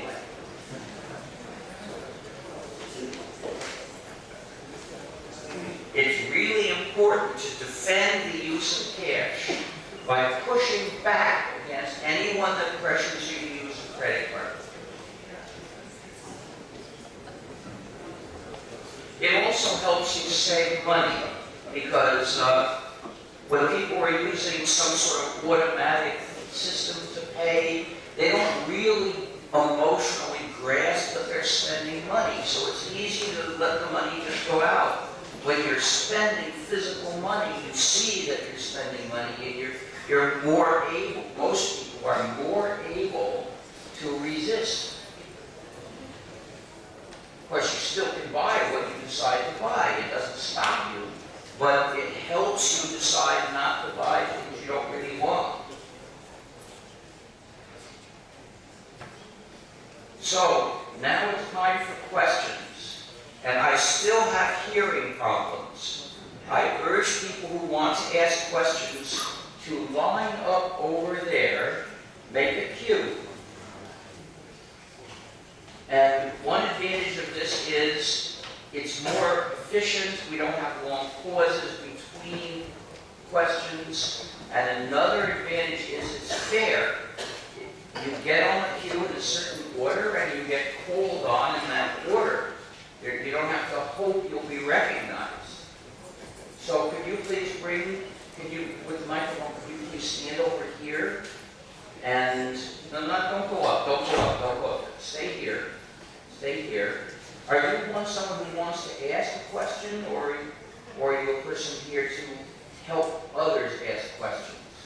No, I'm going to take the microphone to the But don't person. take the microphone. Just keep it here. When people line up here, and each one in turn will get the chance to ask. So please come down now if you want to ask, and get in line. Oh, sorry. Okay, is this fine? Good. Yes.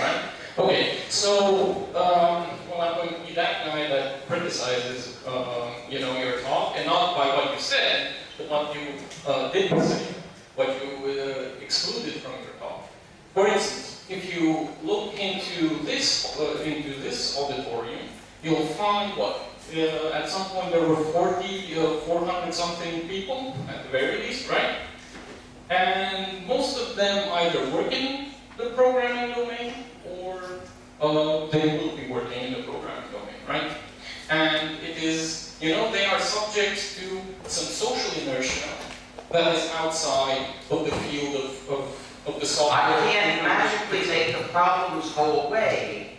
What I'm here to do is to tell you about ethical issues, and then you will think about them and decide what you do. Okay, I just wanted to give some context Of about course, that. I know that.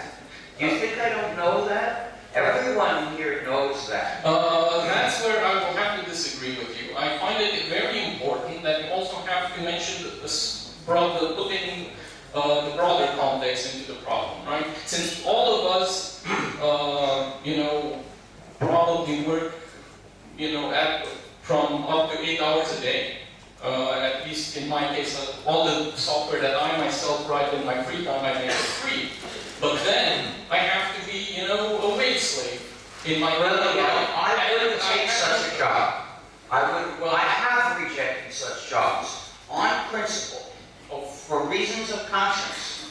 Yes. I won't do evil to get money. Yes, and that is very admirable. Instead, I found ways to live more cheaply.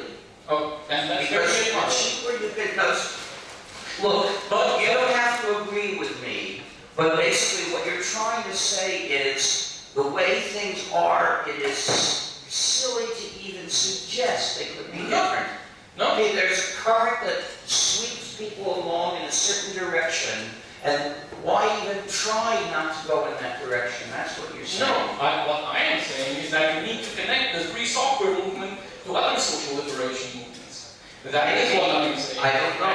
And additionally, if just to clarify one other point, is that we have to be able to admit that, just as it is unreasonable of people to inspect, the ones and zeros of our executable code, we might have to admit that it might be unreasonable for programmers to reject jobs. And Well, I don't agree. I'm sorry, I don't agree. And You can't legitimize developing non-free software just by saying you need money.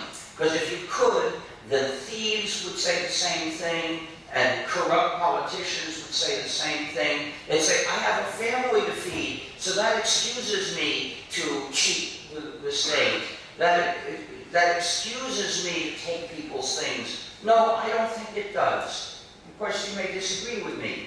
One thing that helps you live cheaply, which is very important for many reasons, is don't have children.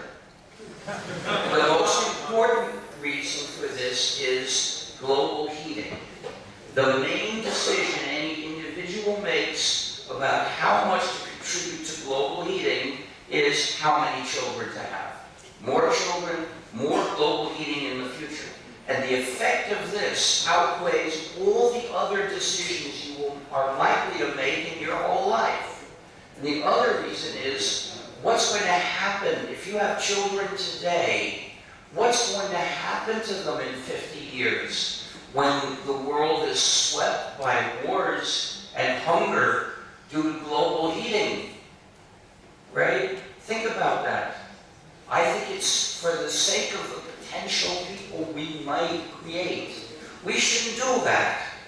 But it's also a benefit for you, because having children is what puts people in a situation where they're desperate to get lots of money, and they feel that they have no choice but to do things they know are wrong. So it's easy to say no if you have avoided needing all that money. I did that, and as a result, I was able to launch the free software movement. I'm really, really, really happy that I didn't have children, and thus it was easy for me to say no to a job I thought was unethical. Okay, just I promise one last statement, and I hope the microphone works. I will have to disagree with that also, because if you put the influence of climate change, if you put people in, as make them equal in their influence over climate change, that is an error, because present-day State Secretary Rex Tillerson had infinitely more influence. That's right. than any So what? It's one just a individual. distraction from the issue. I agree with you. I condemn him. But it's a distraction from the issue here. No, We can't get rid of him at this moment. That's not the point. The point is, we have to include in our analysis questions of very basic power. No, that's my point. It's irrelevant to this particular issue. You are falsely accusing me of ignoring what the paid climate denialists are doing. I'm not ignoring it. I condemn them every day. But the point is, we have to do what we can do, and the most important thing we can do is avoid having children. They won't be able to survive the effects of the disaster that's coming, but the fewer people we make, the smaller the disaster will be, and the fewer of them will get killed by it. So think about that. As well as condemning all those corrupt people that are working to make the disaster bigger. Of course, that's what they're doing, but that's a different issue. Okay, we'll have to agree to this. And especially, by the way, the people who impose the biggest burden on our systems are Americans, because we live so wastefully. So Americans especially should have fewer children, but others have to do it too. And if you're facing a situation where the way you would make enough money to support children is by doing an injustice, well, don't have the children, then you can dedicate your life to doing something you really feel proud of, whether it's free software or some other area. Whatever is the cause you want to fight for, make sure that you are free to dedicate yourself to that cause by avoiding increasing the Earth's population, which is still increasing, I'm sad to say. Hello. I'd like to ask you, you mentioned, so if you make a software and you make it free, then you said you are giving the possibility for the people who use it to also put it in their products and then sell it back. And then you also gave the example of IBM patch. Oh no, there's a confusion here. I'm modified- afraid that there's a misunderstanding. Yeah. So IBM is an example of where the license was weak, so IBM was able to turn Apache into a proprietary program. but my question But I don't let them do where that. do you draw the line between, I don't know, somebody using your product and somebody just takes your software and makes some small modifications? You've misunderstood. You've misunderstood. I've already addressed that, but I guess I didn't present it clearly. With copyleft, with the GNU General Public License, anybody's welcome to put the program into a product, but in that product it has to be free software. The people who buy the product have to get the freedom to change that program further. So this is the difference between the Apache case that I'm against and the free software copyleft case that I think is legitimate. I think it's fine for people to put copies of my software or Apache into a product as long as it's free software in that product. So the people who buy the product get freedom. The problem with the Apache license is it permitted something else. It permitted IBM to turn Apache into a proprietary program. And I don't want to permit that, and I wrote the GNU General Public License to stop that. Okay, thank you. And then another question. So how do you see, as a developer, how do I make money if all software should be free? Well, It's also the first important thing is that that's a secondary question. Because if you have the choice between making money from proprietary software and doing nothing, you should do nothing, because then you're not doing evil. Making proprietary software, whether you're getting paid for it or not, is doing wrong to society, and no one should do that. People could ask the same question. If politicians should be honest, how could I, as a politician, make a lot of money? But You can't. proprietary software is bad due to the fact that it can contain malware. No. Why do you No. say it's bad all the way? Because it is I told you. the fruit of somebody's work. And So what? That doesn't matter. When you hire people to build your house, you pay them. Right. And if I hire people to write software, I'm happy to pay them. But I won't pay them to write proprietary software, because proprietary software would attack my freedom, and I wouldn't use it anyway, and I wish they wouldn't write it. You see, a house doesn't raise the issue of free or proprietary, because there are no house copiers. And as for modification, in general, you can modify your house. If you buy the house, well, there are some laws about You may have to get approval and follow a code, but you're allowed to modify your house. The builder of the house isn't forbidding you to modify the house, except in the case of some horrible architects and bad laws. But if you don't use a famous architect's design like that, if you just get an ordinary house, you can modify it, you're free to. So this problem doesn't even arise for houses. See, because apparently you're focused and you're thinking so much on the question of getting paid that you don't see the issue I'm raising, which is a different kind of issue. I see nothing wrong with issue, but it's not like you can say, I mean, I understand the debate, it's about values, about principles and integrity, and I do appreciate that. That's why I'm here and I'm discussing it with you. But it's also the question of having food on the table and functioning. Maybe you have to get another job. If I can't get a job programming that allows me to avoid doing wrong to the world, then I won't have a job programming. Maybe I'll be a waiter. The point is, there's nothing unjust about being a waiter. There's nothing morally to be ashamed of in being a waiter. Whereas being paid to develop proprietary software is doing wrong. It's building more injustice, and we shouldn't ever do that. So I made this decision in 1984 that I wouldn't develop proprietary software. And I don't. Now, in fact, I have been paid to write free software. And there are various different ways people get paid to write free software. I was paid to write free software because there were organizations with money that wanted some improvements in free software I had written. And the best person to pay to make those improvements was me. Even though I charged a lot of money per hour, they figured it would be cheaper to hire me because I knew that code inside and out, and I could write the improvements in much less time.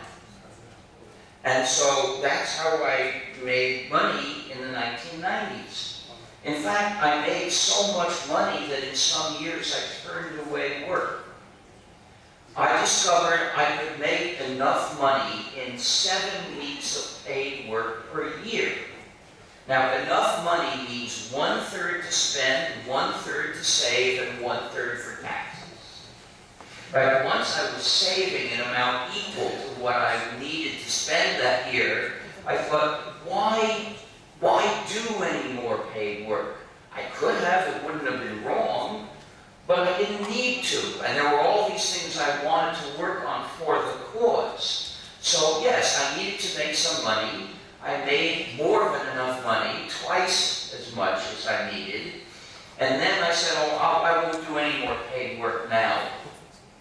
I'll focus on the things I think really need to be done. And there are lots of companies that do free software business. It's not as obvious, and there's no business model that's sort of automatic.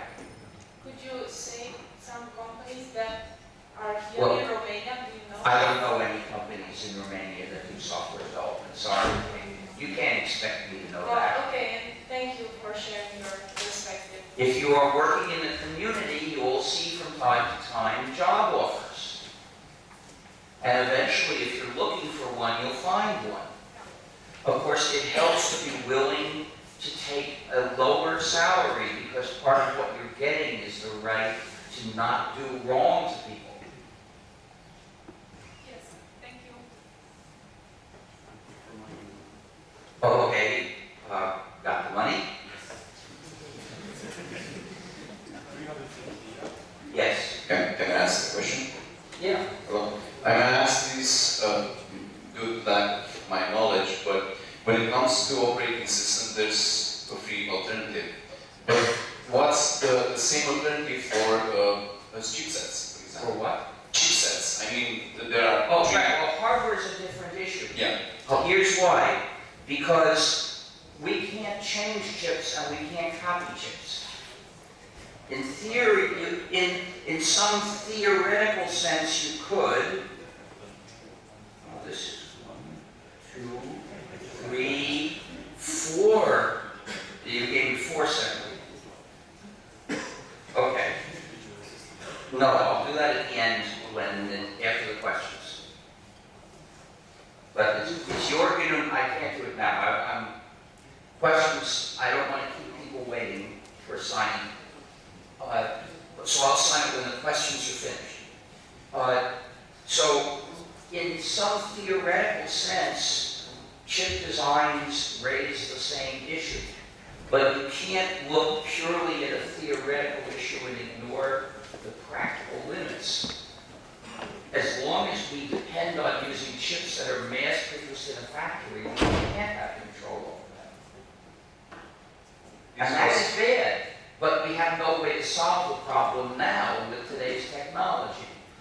In the future, maybe we'll have personal chip fabricators, and we'll make our own chips from free hardware designs. And that would solve the problem. Someday I hope we will do that, but we can't do it now. So look at gnu.org/philosophy/freehardwaredesigns.html for more about this issue. Thank you. And in the meantime, if you do hardware design, designing, making free hardware designs to do useful things is an important area to work on. Please contribute that way. I have some questions about tactics regarding this movement, but before that I have a brief thing to say. You said that developers should refuse developing non-free proprietary software because by the logic of free software, with which I agree, they are further bringing injustice into the world, right? I also agree with this in principle, but this principle should be taught in a larger societal context and not just in a vacuum of morality. Is it not the case that because we're living in a capitalistic society, we have to rent ourselves in order to avoid the metaphoric gun of poverty, lack of shelter, and food in order to survive? No, I don't agree. So, I don't agree. Let me just finish. So, not all programmers are free to choose not to bring this injustice into this world. Most of the students here, which don't have the privilege in choosing not to participate, will be guilty of this in the near future. Could you just, I think I've heard your point already. Okay. So, what advice do you have for people who don't have this kind of freedom in choosing? Okay, let me get to the point, okay? Wait. So let me answer. I don't think we should spend a long time letting you Just a read question, your just a speech. question. You asked it already.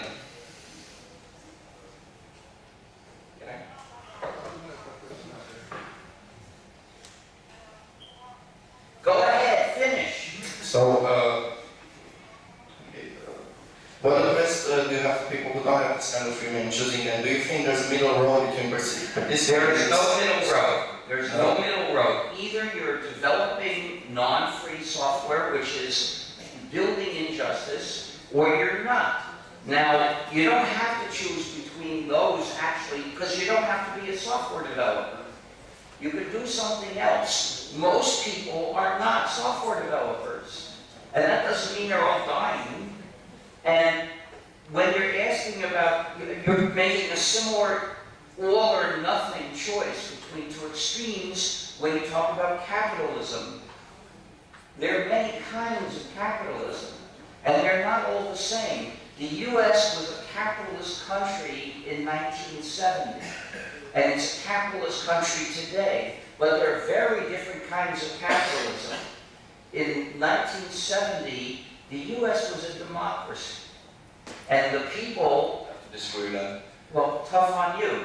The people, you can see it was a democracy because the people demanded and got laws that were bad for businesses. Businesses didn't like them, but they couldn't stop them. And the US supported poor people better. The US limited businesses in many ways, and as a result, it was not such a harsh place then. It was capitalist, but there are different kinds of capitalism. In the US, the US has changed from a democracy to a plutocracy. What the people want no longer affects US government decisions. A study of many different political issues determined that the outcome is always decided by the rich people and the businesses that have a special interest, and what people in general think has no effect. Well, that's the difference between a democracy and a plutocracy. And the plutocrats, because they're trying to transfer wealth from the poor to the rich, something I call the bar, which is Robin Hood in reverse, they're very effective at that. So life becomes harder and harder for most people. And we see this happening in a lot of countries too. Workers' rights are taken away, wages go down, and part of the method used is business supremacy treaties. Treaties that give business more power over life and laws in each country. Those treaties are usually called free trade treaties because that's the way they work, that's the way they achieve their goal.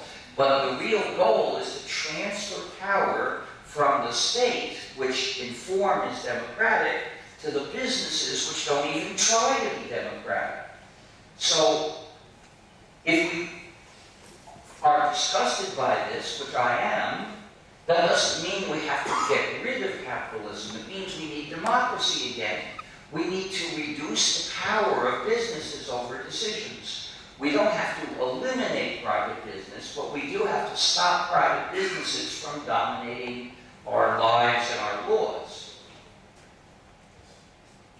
But this is a different idea from the free software movement itself. There are people who support free software and are communists. There are people who support free software and are right-wing anarchists. All sorts of political views are compatible with the free software movement, which is only about one particular issue. So I just told you my own views about a different, broader issue. But that's not part of the free software movement. You gave us some pointers of what we can do in terms of promoting free software movement. My question is, can you give us some pointers what we can do to promote liberal hardware? Because I don't think we can have free software without free hardware. Well, yes, we can. In fact, we do. What can you do? We do. We have free software, and we don't have liberal hardware designs. It's just a fact. Now, so what do we do? In order to really enjoy liberty, meaning control of what our hardware does and how, we need personal chip fabricators. No, I'm talking about the fact that, for example, in the United States a few months ago, there was a discussion that all network router manufacturers need to ensure that no one can flash a different software. Well, actually, that was defeated.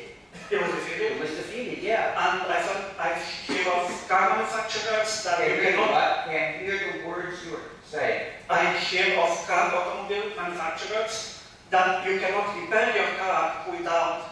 Yes, that's an injustice. That's because those What can you cars, do about that? those cars have non-free software in them. So the issue here is the issue of free software. It's not really an issue of the hardware design. It's an issue of non-free programs, and then the hardware doesn't allow us to change them, but in any case we don't have the source, so we can't change them. But shouldn't we demand that when we buy a piece of hardware, buy all the knowledge required to work Yes, with that but hardware? to do that we will need democracy, Thank you. which we haven't got much of in the US. Thank you. But yes, that's what people should demand.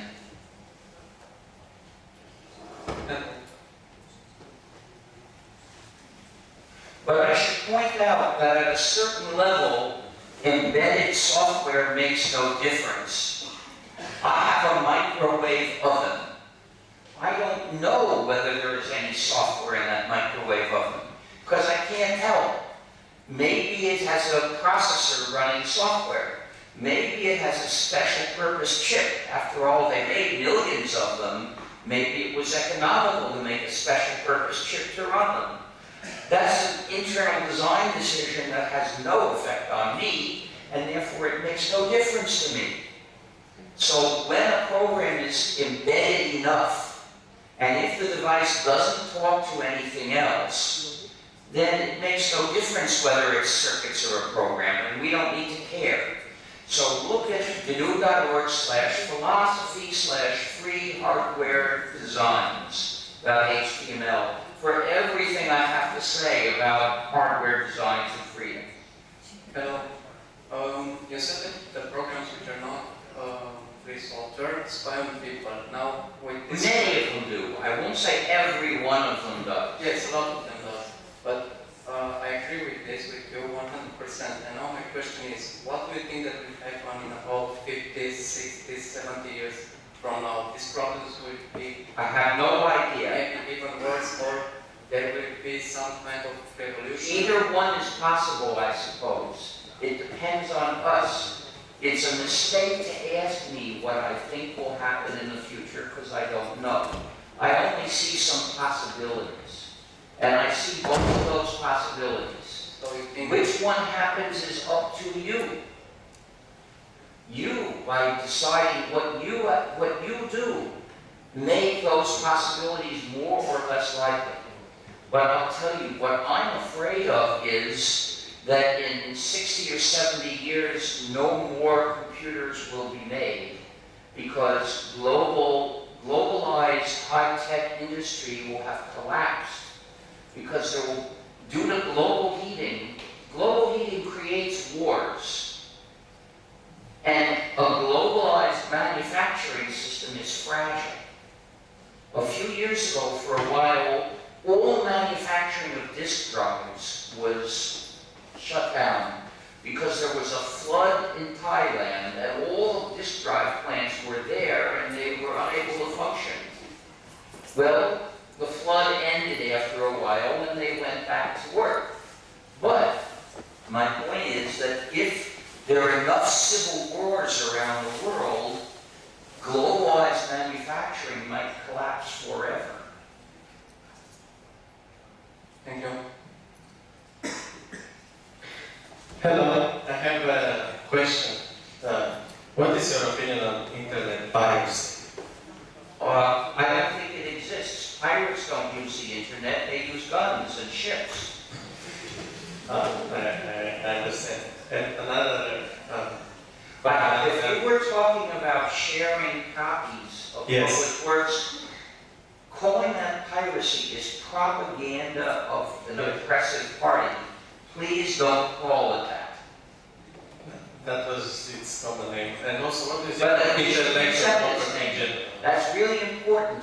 Yes. You know, I don't use names that embody ideas I disagree with. I make up different names that allow me to say what I mean. That's what I don't talk about open source or closed source, because those embody ideas I don't disagree with, that I disagree with. In fact, those terms were made up specifically to disagree with me. So I'm not going to use those terms. And likewise, the term piracy was applied to users that share by publishers as a propaganda campaign a few decades ago. Before that, the term piracy was applied to publishers that published without permission. The term was used by authors, not by publishers. But then the publishers decided to call ordinary people pirates if they share. Yes, thank you very much. One more, please. I hope you don't mind, just as a small joke. I'm sure you didn't notice that on your head there is a word, a keyword, which is attached to proprietary software. Yeah, but I don't show people this as publicity. Okay. So, because some of them are my students, I just want them to know that sometimes you cannot control everything you want to do. Well, it's just that, no, this is not part of my communications. People rarely look at this bag. Only a few friends of mine, organizers of talks, normally see this bag. Okay. So it's a bag I got which is the right size and it's pretty strong, and so it does the job. Excellent. Now, I wouldn't want to walk around carrying the bag and publicize publicizing the company, but I don't do that. Me neither. Thank you. So please. Businesses nowadays, they create proprietary software, they sell proprietary Well, software. many of them do. Many of them. Yeah. And then, so basically the proprietary software is just to give them the competitive edge. But then they make it open source and foundations like Apache, they make it free software. And this is a very, let's say, prosperous way of doing stuff. What's your opinion on that point? Well, it's simple. I use free software if I find it useful, and proprietary software I don't run. Yes, but that free software at some moment it might have been proprietary. If it becomes free, then it becomes ethical. But you can't count on that, can you? Yes, you cannot count on proprietary So software. the point is, I'm not going to say, I'm glad you're developing this proprietary program because maybe it will become free. I think it's better than knowing that it will never be free. It's not much better. The point is, I will not grant my endorsement to the activity of making non-free software. Okay, got it. Thanks. Because I don't think anybody should run it. If anyone asks me, should I run this proprietary program, I think there's a chance that in 5 years it might be free. I would respond, well, then there's a chance that in 5 years it might be good to run it. I see. Thank you. Hello. I would like you to ask about React operating system. In the light that you presented the GNU operating system, which is a Unix type operating system. The React operating system is GPL licensed. You mean Reactos? Yes. I don't remember all the facts, but they are stated in gnu.org/distros. Yes. So our judgment is stated there. I can't remember. I mean, I looked into the facts, I found out what they were, and I drew a conclusion. I don't remember what the conclusion was, and I don't remember the facts. So look at the web page. Yeah, I thought it was interesting because it is free software, but it is Windows-like. And Being Windows-like by itself changes nothing. yes, I thought it was A interesting. complete free replacement for Windows would be ethical in my opinion, because it would be free software. I have a vague memory that Reactos is not a complete replacement, that it depends on some non-free software, and that makes it no good. Yeah, it is still in our plan. Thank you.